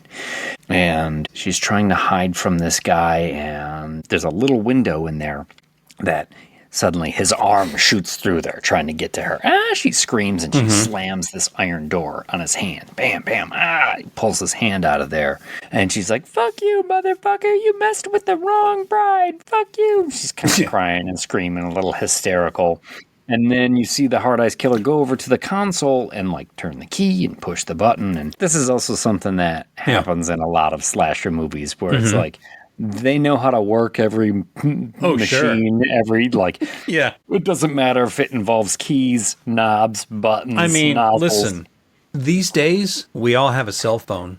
A quick little YouTube video is going to show them how to run the wine press. How great would that be to see that in a movie where the stalker's like, hold on a second, just brings it up on YouTube and is like, oh. You just hear her howling in the background the whole time. I'll kill you. I'm going to get out of here. And he's scrolling past, exiting out of the beer commercial or the fucking whatever it is. Close that down. Right. Close this window. No, I don't want to watch that. Scroll. Yes. How to run a grape crusher. Whatever it's fucking called. Wine press or whatever. And she gets caught in it as the walls of this thing press in on her and squeeze her head, and like a grape, bloop. Yeah. Pretty sure this is all digital with maybe one real element firing what we would call a guac gun at the... A guac gun? Yes. At the window. A guac gun, it's an air mortar, like a shotgun with compressed air. And it's got a big tube on the end of it. You could pack mud into it, or you could pack pudding into it, or you could pack gel blood into it, and a bunch of other stuff. It's like an air mortar, and you just hit the trigger, boom, and it just fires out all over a window or something. Like guacamole. This has been a Hollywood guacamole gun minute. Head explodes, and then you see it's a wine press, so from the pipes connected to this barrel, all of her blood runs into a little cask that says, I do. DEAUX on it. Apparently the vintage that they were making for their proposal. That's pretty good. Funny little touch. title card, Yeah. hot eyes, and then you get channel team, action news. Channel team action news. A montage talking about the Heart Eyes Killer, HEK. I do love a montage like this. And here with our exposition is Ted Masterson from Channel Team Action News. The Heart Eyes Killer, HEK, kills on Valentine's Day. He's been to Boston. He's been to Philly. Where will he strike next? And a sweeping shot of Seattle lets you know right away, well, he's going to the Pacific Northwest. You know what I really liked in this one? What's that? There's this one guy, and he reminded me of Kevin Rosenberg. From RoboCop. Unemployed person. Because there's no guarantees, you know. Yes. I know exactly who you're talking about. Yeah. It also reminded me of one of the greatest extra cameo bit parts, Kevin Rosenberg in RoboCop. Yeah. You're talking about the one guy who's like, I ain't scared. Yeah. I ain't even low-key scared. HEK ain't got nothing on me. And she goes, shut up, Dylan. You're afraid of the dark. And he goes, no, I don't. Yes. That was straight up Kevin Rosenberg, unemployed Fucking person. A, man. I love that you made that connection because I thought the exact same thing. Yeah. I was like, wow, there's somebody who just nailed their fucking 3 lines in this movie. Fucking A. We're in Seattle, so where do we go? The coffee shop. Straight away, cut to the coffee shop, and our hero girl, Allie, is there, looking at photos of her ex on Instagram, like a sad sack. Yeah. She's there with her best friend, Monica, and they're talking about how she's nervous about this meeting at work because the boss sent out an email, and it pretty much the subject line was Allie's new campaign. So she's kind of nervous about it. Not a good sign. No. And then she hears the barista call out her incredibly complex coffee order. Yeah. Like, so she goes to grab it, but it's not hers. It's this handsome fella who that kind of grabs it at the same time, and they're like, I think this is mine. I don't think you ordered the same. And the barista repeats the order. They realize they both have the same weird coffee order, and it is your favorite film term. Meet cute. Meet cute.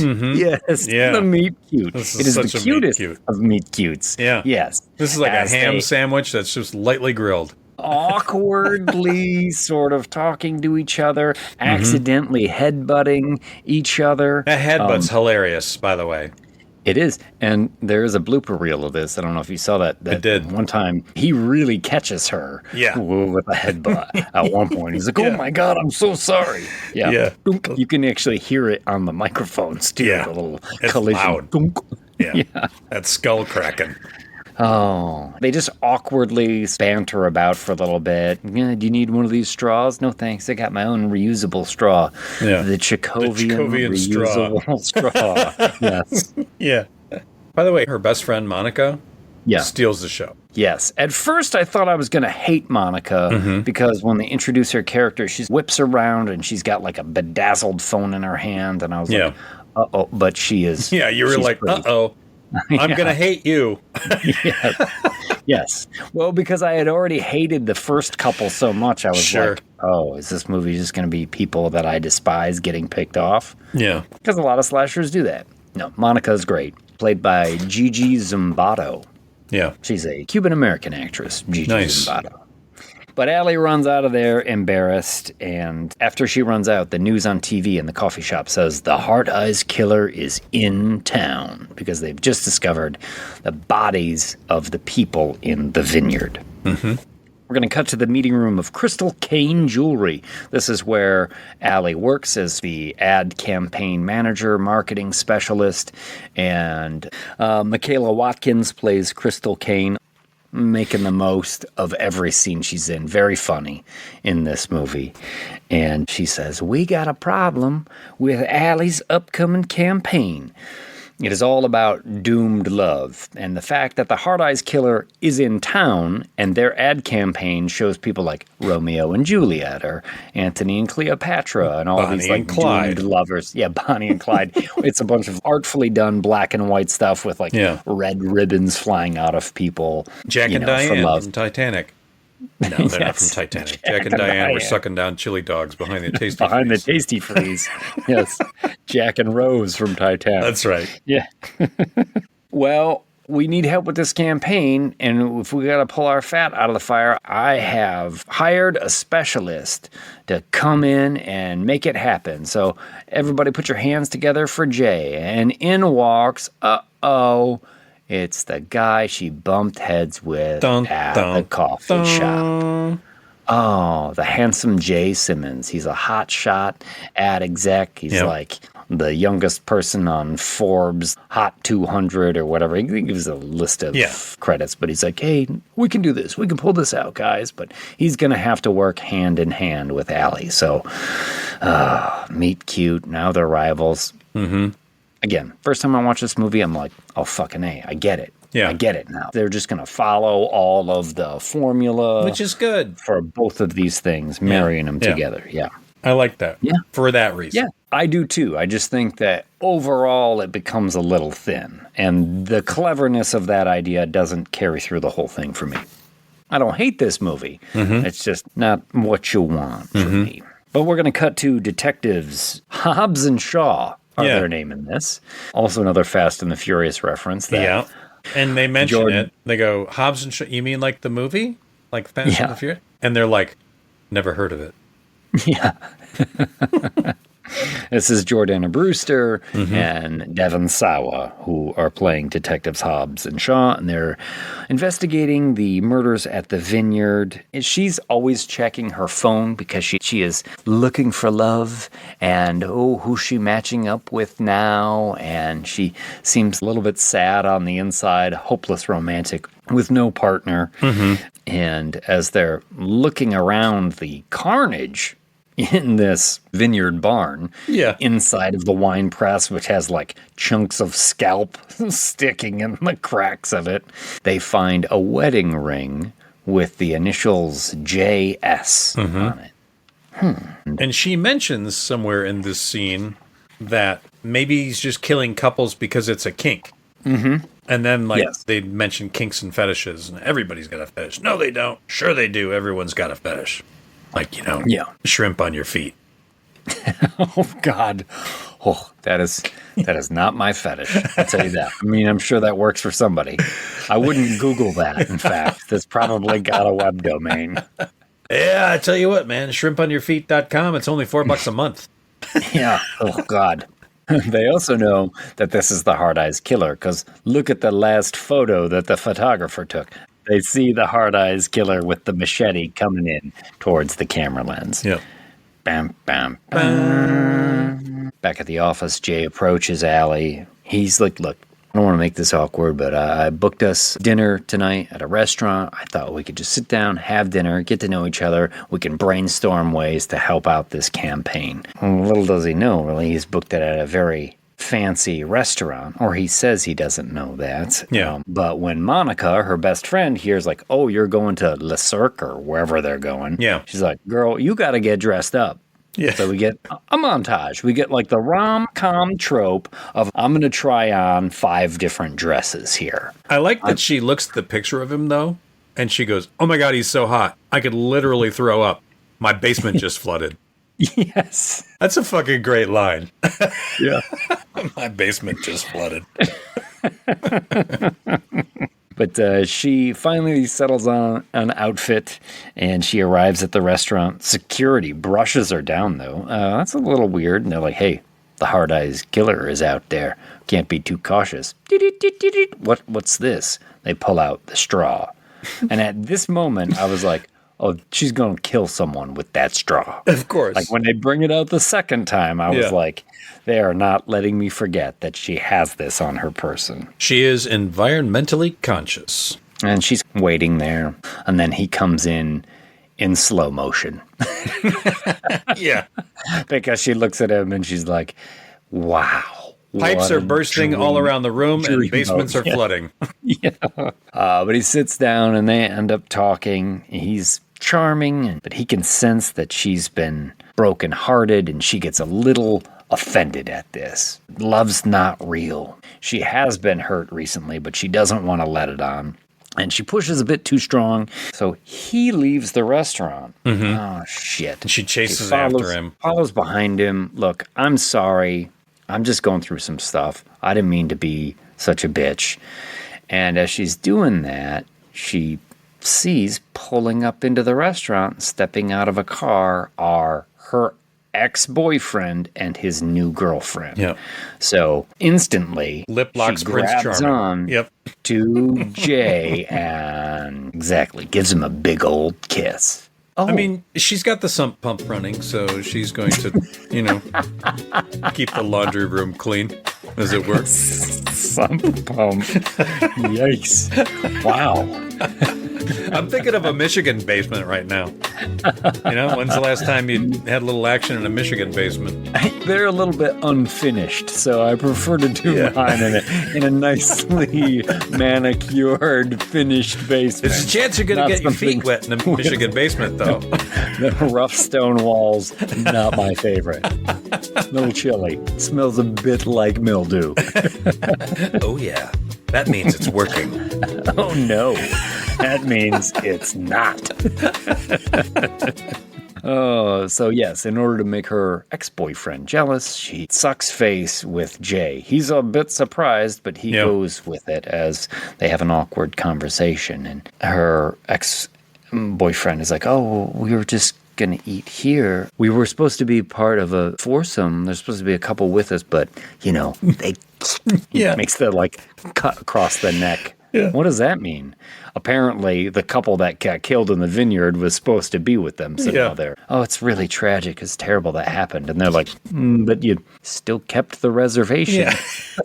Yeah. Exactly. I mean, it is a good restaurant. Yeah. You get that little awkward encounter, and her ex and his new girlfriend go into the restaurant as Allie and Jay take the car that's waiting so he can go to his hotel and she can go home. And this is where you see stalker vision. The cutout heart eyes have seen them kiss and are watching and following their car away. Get real weird exchange with Ukrainian cab driver in here. He's like, you two want to make sexy time? Yeah. You like Spotify? Yeah. I have ultimate sex scenes playlists. They're like, it's fine. We're not This a couple. tracks. This totally tracks. It's good. Yeah. Ultimate sex scenes playlist. Mm-hmm. What song is on there? What song is on that, you think? Jeez, I don't know. Sexual healing. Do you think I'm sexy? I'm going to sex you up. Those are all just songs with the word sex in the title. What's wrong with that? Yes, you like? I can play on repeat. What about sex and candy? You like? Sure. But as they're in this taxi or Uber or whatever it is that they've taken, Allie says, hey, can you drop me off at my house before you go to your hotel? Sure. But when she gets to her front door, oh, shit. She can't find her keys. This is an odd thing for me that doesn't really track so much. You don't get why she lost her keys? Yes. There's a lot here that I'm about to not get. So he says, okay, listen, cabbie, keep the meter running. I'm going to go help her out. And he walks over to the front door and he's like, what's going on? She's like, I think I locked myself out. And she lives in what kind of looks like a nice apartment building in Seattle. Yep. And she's like, well, I guess I got to break the window. And he's like, oh, whoa, no, don't just punch through the window. And I thought, no, don't break do you have a fucking neighbor, I would assume, or a super, or somebody. And she was about to punch through the window with her bare fist. With her bare fist. And he's like, no, don't punch through the window with your bare fist. And he's like, you're keeping your thumb in, too. Number one, she wasn't. You can clearly see the fist that she's making. Her thumb is on the outside. So I was like, that is dumb. And then he's like, let me do it. I got a handkerchief just for this kind of situation. And I was like, no, there's got to be a fucking brick or a planter. If you're going to break, number one, breaking the window is stupid. Yeah. Call somebody. Just call your fucking neighbor to come down. Or just hit the buzzer like we always did in New York. Just hit all the buzzers at once until someone picks up and you go, hey, let me in. And then somebody fucking opens the door. Someone's going to do That's it. Yep. Yes, someone will do it. Yep. There's so many ways around. Yeah, but the hard eyes Don't killer break is the out window. there, so maybe they're not going to let you Break in. the window, okay? But don't break the window. And then if you do break the window, don't do it with your fucking hand. I thought, maybe take off a shoe if there's nothing around that you can. But, like, sure enough, he fucking slices his hand open. Yeah. Because they needed him to slice his hand open. Yeah. But this is one fucking dipshit move after another, leading them to go. I'll give you up that. into I'll give her you that. apartment. Also, I can Yeah. see where we're about to head. Yeah. Yeah. And I don't get, because they go up there and her apartment's a mess. She was like, I wasn't expecting company. He's like, ever? Yeah. It's just like, there's no place to sit on the couch. So he ends up going into her bedroom That was to pretty sit fun. down as she gets some bandages and some tweezers to take the glass out. And I'm going to say this again, because we said it in the Bambi episode. You do this shit in the bathroom over the sink. You don't fucking take the glass out of the person's skin like on the sitting on sofa your or bedspread. on your bed. Yeah. Number one, you don't want to get blood on it. Number two, it's fucking glass. Yeah. Do it someplace with like a sink. Good point. Where you can see it. And then as she's doing this, she realizes, oh my God, I left my vibrator out on the nightstand. Yep. And so she's talking and she very discreetly sort of grabs the Dayglow pink vibrator. Hides it behind her back. Twisting action. And she's going to go take it and hide it in the closet. And she opens the closet and Jump scare. Hard Eyes Killer is in her closet. So how'd the hard eyes killer get in the building? How? Now, we know the Hard Eyes Killer had seen them outside the restaurant kiss, but somehow he made it into her apartment before she got into her apartment.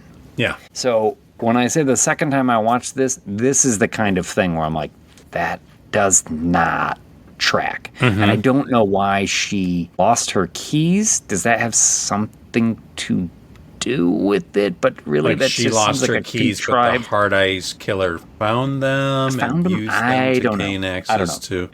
I don't Yeah. know. It's It a bit doesn't of a make stretch.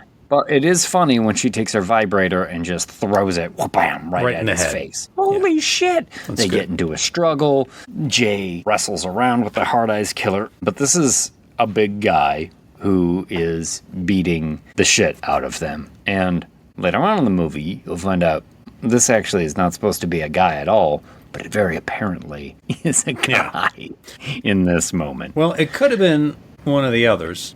No, they clearly say it is not later in this movie. When they're flashing back to all of the things. Yeah.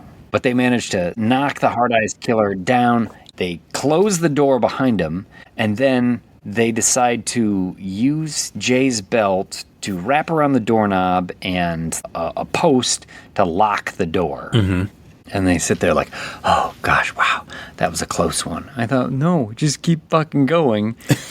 Yeah. But it was just made for the knife to come through the door. Of course.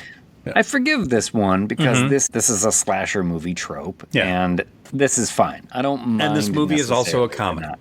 Yes. Yeah. So they run out of their apartment and they're heading towards the cab, and then the cab driver's head explodes because it gets hit with a crossbow bolt through the window. Yeah. Yeah. They're also in an apartment building here. You would think on the way out they would be like, call 911, call 911, call 911, the Hard Eyes Killer is here. Yeah. They never ask for help in this movie. I mean, that's true. They're just running away the whole time. So yes, the Hard Eyes Killer kills the cabbie, and then they decide there's nowhere else they can go, so they run into the closed for renovation botanical gardens. If I was being stalked by a serial Do not killer, go to something that's closed where there's no people. I would run into the fucking restaurant, the grocery store, someplace full of people and lights. I'm going and to everything. Trader Joe's. and I'm going to look for some really expensive cashews. And also, I got to tell you, having been to Seattle a couple times, there's no way that closed for renovation botanical garden wouldn't be full of fucking homeless people. Because Seattle has so many homeless people. That's true. It would have been crowded in there. Excuse me. Now, slasher movie, slasher trope, it is a good creepy place to run around and get stalked. Meow. Hard-eyed killer. Jump scare from the shadows. He knocks Jay out. A couple times Jay's like trying to go toe-to-toe, and he just gets blasted. Clocked. Falls back, hits his head, rings his bell.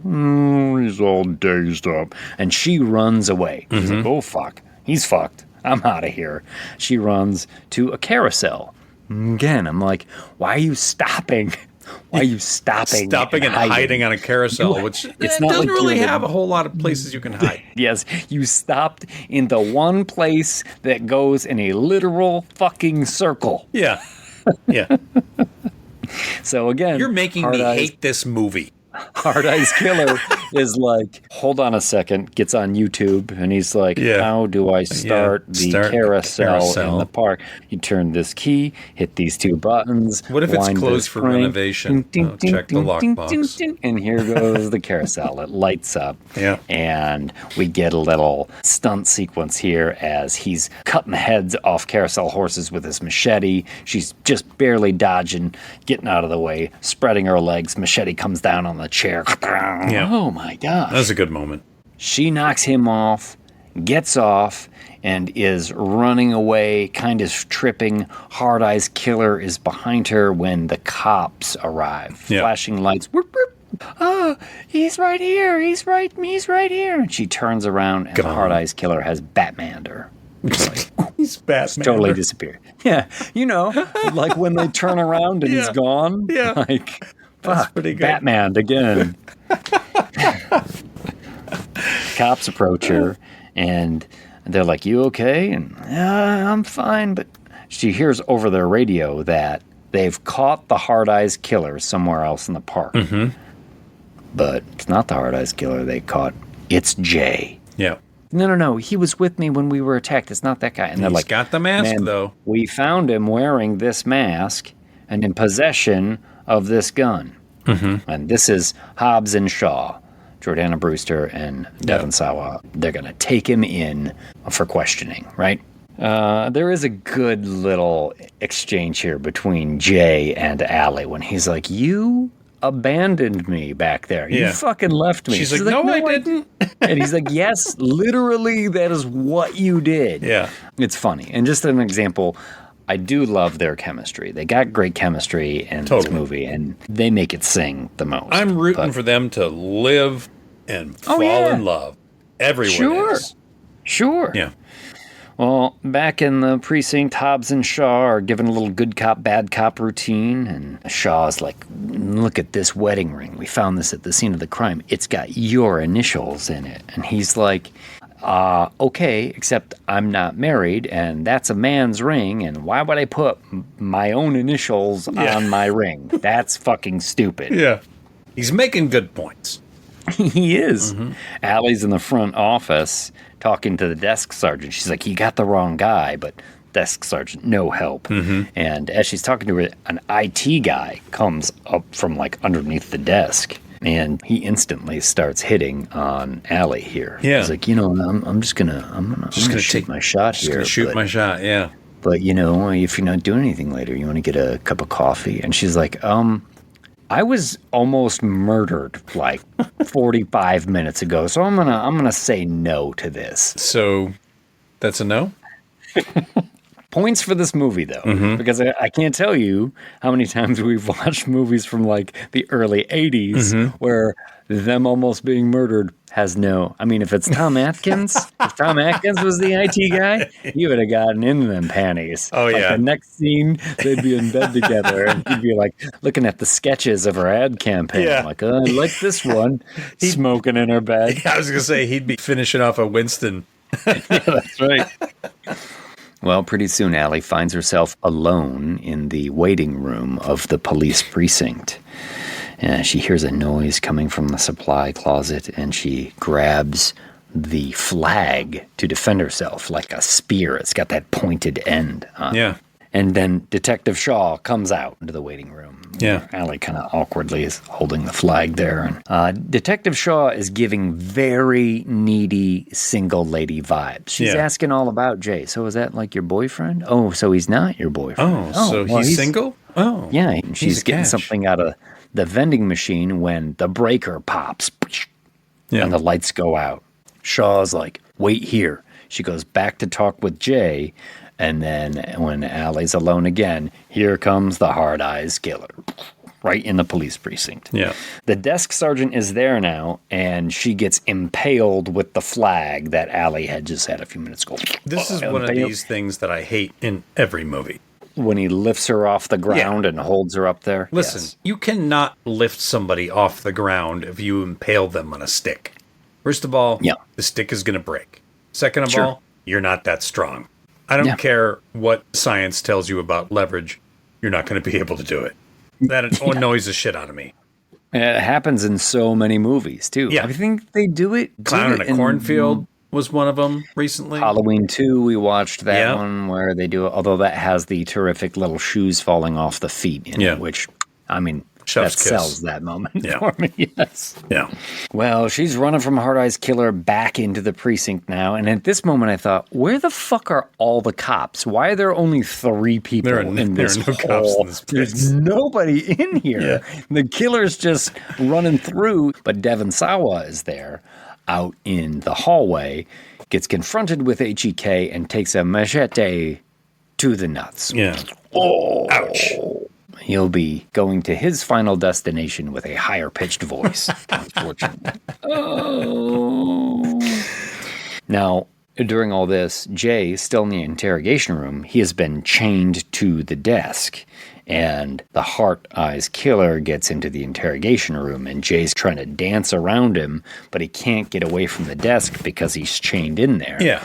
And as he's being harried with the machete, then a gunshot into the room through the two-way mirror. Yeah. I love this. I love that. Another one. Yeah. There she and is. And then the mirror breaks, and there's Allie. She's got a gun. Yeah. And then Hard Eyes Killer's standing there, and she just empties it. Yeah. And misses. Every single so time. Realistic. It is. I wish they would. I don't think they did, but did they show her like with her eyes closed, grimacing, just firing the gun randomly? Because that would have been better, I feel. But she can't hit fucking anything. And the Hard Eyes Killer runs out of the room. Allie unlocks Jay. They run out of the precinct. And here they share a moment. Oh, will they kiss as they're thanking each other from a bonding round? Well, they're in the street, will and a truck is racing towards them, and we assume that it's a killer trying to run them down. And he tumbles and tackles her out of the street, and they fall down. And then you just hear some voice go, "Fuck you, assholes!" You just saved my life. Yeah. You saved my life. They start to kiss. Here comes the killer. Yeah, they don't even kiss. We're not a couple. Yeah, leave us alone. Yeah. You're only supposed to kill couples. We're not a couple. We're not in love. Stop it. So yeah, no cops in the fucking precinct. They're not screaming bloody murder on the street, and then they go to like the most crowded place around, a drive-in movie theater. They do comment like, "Oh my God, we've just." They're brought showing him to like, a smorgasbord. Yeah. Friday. It's like this romantic movie. There's a ton of people there, and they're like, "Oh, we just led the Hard Eyes Killer into the fucking kill factory right here." But yeah, I just thought, why aren't you making noise? Why aren't you telling everybody in this place? That's a really good God, point. The Hard Eyes There Killer were here. no fucking You got it. cops. You got to pen. You've got to alarm people. But instead, they go into a stranger's van. I mean, of all the places you want to hide, a stranger's van is pretty low on the list. Unless you're being offered candy. Did they think there might be free candy in there? Yeah. And they're like, because damn, then a a bit stranger's nasty. van. Nice We place didn't to hang even out. really get a chance to have dinner, so maybe there's some sweets in here. You think we could get some licorice or some Reese's Pieces or... And they sit in the front seat, and you see in the back, there's kind of a high sort of bench seat, but over it, this like hippie couple. Yeah. They've obviously been, fooling around back there, and they stand up and they're like, shh, shh, shh. You got to be quiet because the hard ice killer is out there. Yeah. Oh, we love role play. Yeah. That's great. And then they disappear again because apparently if you're fucking in the back of your van and a couple of strangers just decide to come into your van, you don't necessarily need to stop doing what you're doing. No, you don't. In fact, maybe you continue. I don't know if you guys don't mind watching. So Allie and Jay have like a little bit more of a moment. You know what? I did ditch you. I'm so sorry. That's what I do. I run away from people. I like the whole time they're having this serious conversation, you can hear the couple having sex. Yeah. And at one point when he's making comments, it's like a call and return with what's happening in the back seat. Yes. In the back of the van. Yes. It's pretty good. Yeah. More? Starts, and then he finishes. More? And then he finishes. Yeah. Yeah. It starts out a little subtle, but by the end of it, as they exchange their backstories of their parents' romances and all this kind of stuff. Yeah. I'm so wet. I'm so hard. They're just like, oh, God. And they look over the bench. You're being too loud. As the back doors of the van open. Yeah. There's the hard-eyes killer who grabs a tire iron. Yeah. And slams it through the open mouth of the hippie guy. Yeah. And then takes the woman's head and slams her head through the mouth through the other side of the tire iron. Yeah. Obviously, it's a dummy of the guy laying there. It's a good dummy. Yeah. I like this dummy. It is. It's good. Kind of silly. The mouth pretty wide open. Nuts. Sure. You got to be able to fit a tire iron in there. Yeah. Stefan Knight, the makeup effects designer, who is a local out there in New Zealand. I don't know the name of his company, but this is a real body laying on the ground. Well, not a real body, a fake body. Real fake body. Yeah, New Zealand, it's okay. You just kill people. It doesn't matter. Sure. Yeah. Sure. But it's a body of the guy, and they can slot the tire iron into the mouth, and then it's sort of a digital comp, right? As they're bringing another dummy, boom, down onto it for the hit, and there's a digital reveal of the woman coming up, and we're looking through her open mouth through a hole in her head. And they would have done probably just like an empty head, right? That just has a hollowed out section, and they're just going to comp in that hollowed out gored section of the head into the real actress. And that is how they kill people in New Zealand minute. Not the kill tie-iron, but fakely kill people. It's a silly death. It's a funny death. Mm-hmm. This is a horror comedy, and so yes, this is. And it reminded me of what was cut out of My Bloody Valentine. A couple having sex, one gets impaled, the other one gets impaled on the implement that the first was impaled on. Yeah. Good job. Good horror arithmetic you just did there, too. It's very good. I studied my horror arithmetic when I was in school. Sure. Yeah. Well, now the jig is up, right? Oh, my God, what's happened? People are screaming. People are running away. And I did think, boy, you could have saved that hippie couple if you had just come in screaming, and then everybody would be screaming and running away. Yeah. Because everybody's running every which way, falling over each other. Every once in a while, Heart-Eyes Killer finds somebody to stab or slice. Machete, you get some blood on the camera. They're both running out of there. And then Allie is like, no, we got to stay. We brought him here. Mm-hmm. We've got to take care of this. So they end up staying, holding hands, walking back in slow motion to the killer, while I think you get, please don't go. Babe, I love you so. Please don't go. Little needle drop there. Yeah. Jay grabs the tire iron out of the dead hippie's head. Mm-hmm. And there's a struggle. Heart-Eyes Killer comes with his machete, blocking it with the tire iron. Mm-hmm. And again, Jay just ends up getting rocked, hits the ground. I think he gets smashed in the face like 3 times with a punch. He's not a good fighter. No, which is great. Yeah. I love the fact that he's just more of a human character. Yeah. In fact, I think he says when he's like, you abandoned me. And she's like, you are super buff, in great shape. Yeah. You do fine. He's like, these muscles are not made for combat. Yeah. These are made for cuddling. Yeah. That was a good line. Heart Eyes Killer almost gets Jay with the machete, but then Allie rocks him from behind with some sort of heavy blunt instrument. I don't know if it's a rock or something there. It's like a rock that she heaved over her head. Just bam! Hits him from behind, and he turns to look at her, and then Jay picks up his machete and sticks it right through him as blood splatters all over Allie and all over her face. Yep. Now, earlier in the movie, when she was stitching Jay up in her apartment, you'd heard that she had gone to medical school, but she had a she can't stand the sight of blood. Yeah, exactly. This is one of the funniest moments. She just gets showered, and she's like, Jay, you got it in my mouth. And then she projectile vomits all over the dead Heart Eyes Killer. Not once, but twice. Had it been thrice, it would have been even funnier. I tell you, I often find puking in movies to be a little bit overused. Like, it happens so often. But in a way like this it's great. This is funny. Yeah. You know, there are sometimes in movies I feel like they don't puke when it's called for. Like, if you saw that, you totally lose it. But this is great. You're right. This is great. Just pea soup all over him. This vomit scene, pretty fucking classic. And so they peel the Heart Eyes Killer's mask off. Who the fuck is that? And it's exactly what the audience is thinking. Yeah. Because this whole time you're like, oh, it's a reveal. And then it is somebody you have never seen before. Yeah. Oh, what the fuck? It's Axel from My Bloody Valentine.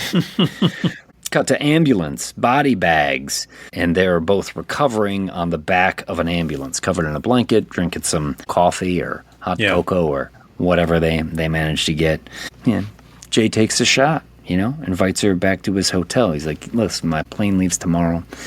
We got a little bit of time, you know, come back to my hotel. We can crank out this ad campaign. We can brainstorm it. I mean, it's obvious. He's like, we'll work for a little bit, and then I'll kind of casually nudge your tit. And then if you're responsive, I'll maybe like lean into it a little bit more. And then you'll smell my aftershave that I put on when I went to the bathroom just a couple of minutes ago. And then pretty soon, you know, your basement's flooded, and I'm looking for a man in the canoe. You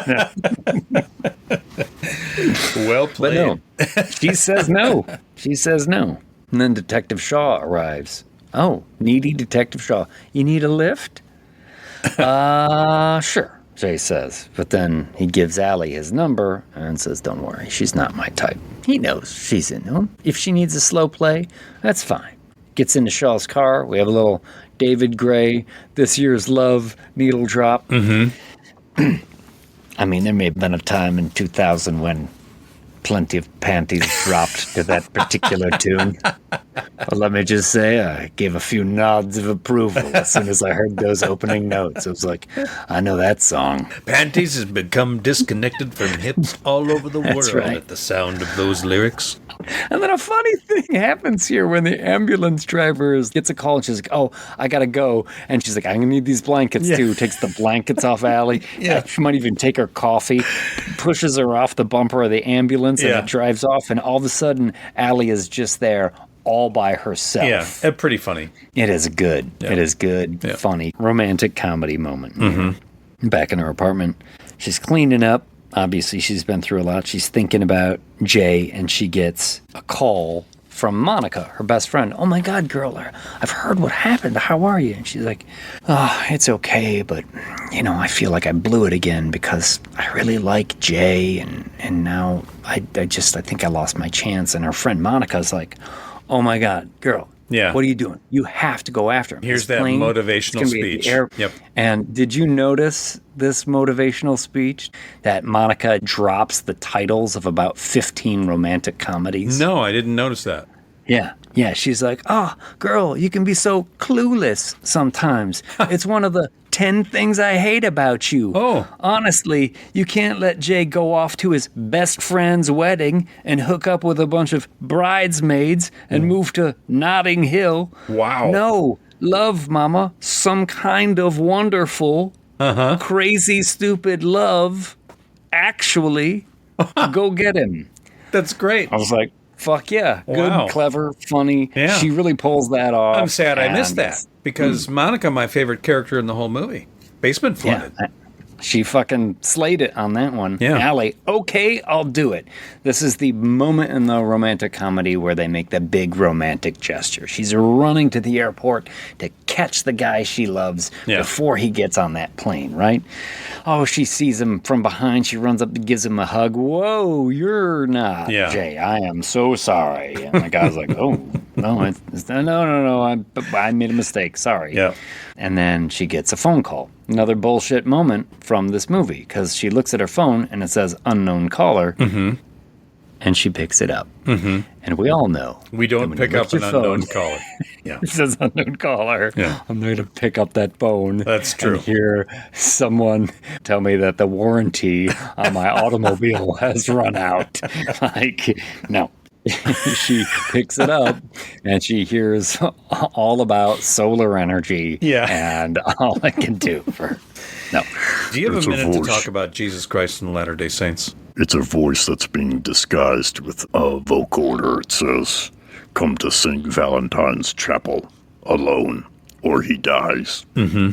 She can hear him screaming on the other end. Oh, shit. So she takes a cab to a creepy church. Yep. The second creepy location for our stalker. Yeah. Lightning is flashing. There's a storm going now. Thunder rumbling. Classic. Wind picks up as she opens the door to St. Valentine's Chapel. And there on the altar, Jay has been bound and gagged. He's on his knees, and the Heart Eyes killer is behind him, has him at gunpoint, and pulls off his mask to reveal who? Yeah. David, the It's IT me. guy. David, the IT guy? What? Oh. She doesn't recognize him. Yeah. He's like, we met like an hour ago. Yeah, I asked you if you wanted coffee. Oh, okay, yeah. Who did we kill? Oh, Eli. Poor, stupid Eli. Yeah. You were a couple. No, a throuple. What? Enter from behind, Detective Shaw. Did you smell that coming? Dun, dun. Totally. First Soon watch through, you smelled it coming? Yes. Okay. Because when they find the wedding ring, I don't know if it's her or if it's Detective Hobbs, it says the initials JS. So as soon as she said her name was Jeanette Shaw, I went, oh, there's JS right there. I didn't catch that. Well, they disguise it really well because the Hobbs and Shaw joke is right there. Yeah. So they sort of misdirect you with a laugh, but I picked up that it was JS right from there. It turns out she's got a weird kink, a fetish. Yeah. So her and David, this IT guy, they got married, and they got married in this chapel because they liked the story of St. Valentine Who got being beheaded. decapitated. Yeah. Yeah. Murdering couples is our fetish. And they flash back to all the kills in the movie. So And, this yeah, is again. where you see it was her fighting in the apartment, right? Yes, where you that's call what she bullshit on says. That I was there because he is outside and Yeah. he shoots the cabbie with the crossbow bolt. Sure. So yes, I call bullshit on that. Yeah. There is also a little bit of a red herring in this movie where they think you might be Jay is the Hard Eyes killer because Sure. he was in Boston and Philadelphia Yeah. and now he's in Seattle. But I guess they were in Boston and Philadelphia at the same time as him. I do find But they have that to be odd. They have a connection here in Seattle. Yeah. Yeah. Like, it is did a they weird. just get a job in the last 6 months here in Seattle? Maybe they took vacation to Boston. I don't know. It Yeah. is kind of a red herring, and it's a loose end. It really doesn't pay off. It's in a this little movie, sloppy. so. And this is the part of the movie that I like the least. It's a little, hey, we're involved in one of the Scream movies. So Yes. we made because this the very multiple screamy- killers thing. Yeah. I got that as soon as you were laying that down. Yeah. I was picking that up with the multiple killers because I know you don't like that. But they explained that they were going to kill her ex, but then they saw that kiss. Yeah. They saw that kiss that she and Jay had That when she was legit trying kiss. to. They didn't know she was just trying to make her ex jealous. They were just like, bam, the chemistry on these two. We want to kill it. So They're not wrong. can love conquer all? The camera pans down. You see a gun, a revolver, and a ring of rose petals. That gun has one bullet in it. You can either kill him or you can prove that you love him and you can kill yourself. What's it gonna be? I'm totally going to kill the other person always. I'm gonna fucking kill the bitch. I'm gonna try and kill the bitch. That's what I meant. Yeah, I'm not gonna kill Jay or myself. I'm gonna take the one bullet and I'm gonna try and fucking shoot the biggest threat. Yeah, and then hopefully, overpower the other guy. Yeah, roll them bones. Go from there. I find this to be a little stupid. Yeah. She talks to Jay. Oh, I'm sorry, Jay. She puts it to her head, and Jay's like, no, please don't do it. Please don't do it. And then, forgive me. She shoots through Jay and into Detective Shaw's gut. I don't think she meant to shoot through Jay. Okay. That was a mistake. That was her just being a bad shot. Could be. Could be. I don't know if they ever say like, "Oh, I'm sorry, I was aiming for her." That would have been a good line to add. Kind of like Do that, they? where he's like, "You shot me," and she says something about I pulled. Maybe, but Detective Shaw goes over a table of candles because there's candles lit everywhere within this creepy church. And David, the IT guy, freaking out because she's just been shot. He empties the clip at her, but Allie has run back to the other end of the church and behind some pews. The baddies split up. David is going to take on Jay, and Shaw, shot in the gut but still working, is going to take on Allie. And as David is sort of gloating, is like, oh, it's going to be so great when we kill you. And this is what we sort of getting high and getting hard and getting off on all this. Jay reaches up to his tool belt. The Hard Ice Killer has this array of weapons on his belt, and he takes out one of the crossbow bolts we had seen that has the expanding tip. And he puts it up to David's face and pushes the button so it expands out and pierces through his face, like through his eyebrow and his eye and his nose. This is a digital reveal, what we call an aftermath makeup, with all the elements in place. And then you do a digital reveal where they erase part of it digitally and then whoop, make it appear instantly. We do it a lot with bullet hits, slit throats, stuff like that. Call it heal and reveal. Oh. So the digital people will just smear out the cut or the wound or whatever, and then whoop, reveal it. Oh, cool. So there you Excellent. go. That is heal and reveal. Hollywood. Sometimes we work hand in hand with digital. Digital doesn't always fuck us over. Minute. Well, this little bit has distracted Detective Shaw, who gets tackled by Allie. But then, Jordana Brewster just opens up a can of whoop-ass on Allie. Are you watching, Jay? And she kneels in for a coup de grace, and she's going to take Allie out, and here it is. Jacobian straw. The straw, the metal reusable straw, which has been referenced at least 3 times, right through her chin, up into her skull. It's pretty great. Kind of staggers back. Allie gets up, and she pushes Jordana Brewster, Detective Shaw, across the room to the statue of Saint Valentine, who has a outstretched sword and essentially right through her neck, kind of off her feet, toes just touching the floor, stone sword coming through her neck, just coughing up blood. This is a pretty great kill. Dying. It's a pretty great kill. It is neat. All year long, looking at a lot of other movies, this is a quality kill sequence, the way it happens. The straw, funny. Getting pierced on the big giant stone sword, good. The fact that her body weight starts to tear and rip and tear. Yeah. Slowly beheaded. The whole time the straw going, making little wheezy noises, and then when little blood comes out. Little blood. That's pretty fucking funny. Yeah, and Allie, once again, just awash in gore this time. Although not as repulsed by it as she was a few minutes ago in the movie. Yeah. When the body hits the ground, that's the actress still, but with a green screen hood on, and they just comped in really? a severed stump. Yeah. Oh, that's cool. So Oh, that looks that great. way the And then- body had a real natural feel. Because the first time I saw it, I was like, wow. It did. It was jointed really well and it moves real. Well, no, it really was Yeah. a real person. I heard Jordana Brewster talking about working on this movie and how much she enjoyed working in horror and getting down and dirty with this elements. I think she really had a blast filming this sequence. Yeah. So that's cool that it was her real body. And then a fake head plops down right next to her. Good fake head. Yeah, decent fake head. Good body. This effect is really neat. One of the best all way kills of around, the there's year. no doubt.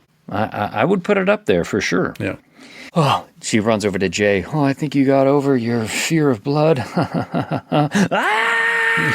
Here comes David. Yeah. Face pierced. He has been burned profusely with all this candle wax because he tumbled over and just got Covered in dripped wax. on, Yeah. covered in wax. Speaking of fetishes. And Jay shoots him with a crossbow. Murder for everyone. Yeah. Huzzah. Everybody gets to fucking tear a piece off. Everybody got to kill somebody. Yeah. A notch in the belt for everyone. Yes. Well, 1 year later, Crystal Kane boardroom, they're having a celebration. Because of our wonderkins, Allie and Jay, we've had the highest sales ever. We're all so thrilled. Of course, we'll miss Allie as she heads off to medical school. Everybody's getting what they want. She's gotten now. over her fear of blood. Rom-com, here we are. Yep. And on a date at the drive-in, he pulls out a ring box. And he's like, don't freak out. Don't freak out. Don't freak out. And it's an apartment key. Yeah. Will you move in with me? She's like, that's not what I want. I don't want a key. I want you. I want I you. want you. Yeah. And she pulls out a ring box. Oh, man, I was bawling like a baby. I'm kidding. Will you marry me? Yeah. Yes. The end. Roll credits. That's good. Yeah. An entertaining movie. I love the mix of the genres. You know, some movies hold up and you enjoy watching a second time and a third time and seeing what you missed and the other details. And this one for me, this was a one and done, really. Okay. Thought, oh, yeah, it's cute. They did a good job. But the second time I watched it, I started having more questions. See, I feel this is a movie that I will continue to enjoy a few times here and there because of the funny, goofy little quippy lines and the chemistry between them and the fact that it does have some good kills. And, you know, you're right. There's some dumb shit for sure. There's no cops. Why are there no cops? Why do they always go to some secluded place to hide? Why not run? Why don't they alert people? Yeah. I mean, it becomes part of the story. No, you about point that 10 stuff minutes out. I later. didn't think about that stuff. I was just enjoying the feel-good rom-com, you know, slashiness of it all. Well, I think, you know, both of those genres beg you to not look at it too closely. Sure. Like we've mentioned before that a lot of the horror movies today, they've gotten so good that you kind of want to take them more seriously. Yeah, you start which to believe makes it. you scrutinize them a little bit more. Makes you ask those questions. I think slashers, historically, they don't really want you to ask too many questions because they won't necessarily hold up. Like, wait, how did Jason get behind that tree? Yeah. Or, you know. Oh, we all know how come he that didn't faces. kill? Yeah, sure. But rom-coms, I think, are probably the same way. Like, if you look at it a little too closely, it's not necessarily going to hold water. Yeah. You know, you can really pick them apart. Don't look at it too close. Yeah, I can see watching this on a Valentine's night. I can see taking a Valentine to the theater and watching this because it's a good couples movie. Grace enjoyed it. Maybe I already said, but like I gave this a 6. I would give this a 7 on Valentine's Day. Sure. As like a seasonal offering. In fact, both of these movies, I think, are a good double feature. It's a great double feature. They're just, I think, for me, slightly different mindsets. I think it's one of our best pairings ever. A match made in heaven. A match made in heaven. Yeah. Tyler, take us to bed. Whoa. Just take us out. Well, that doesn't... Yeah. I mean, it could lead to there. Tyler. Take us to dinner. Yeah. Let's start there. We'll see where this goes. head, the tail, the whole damn thing.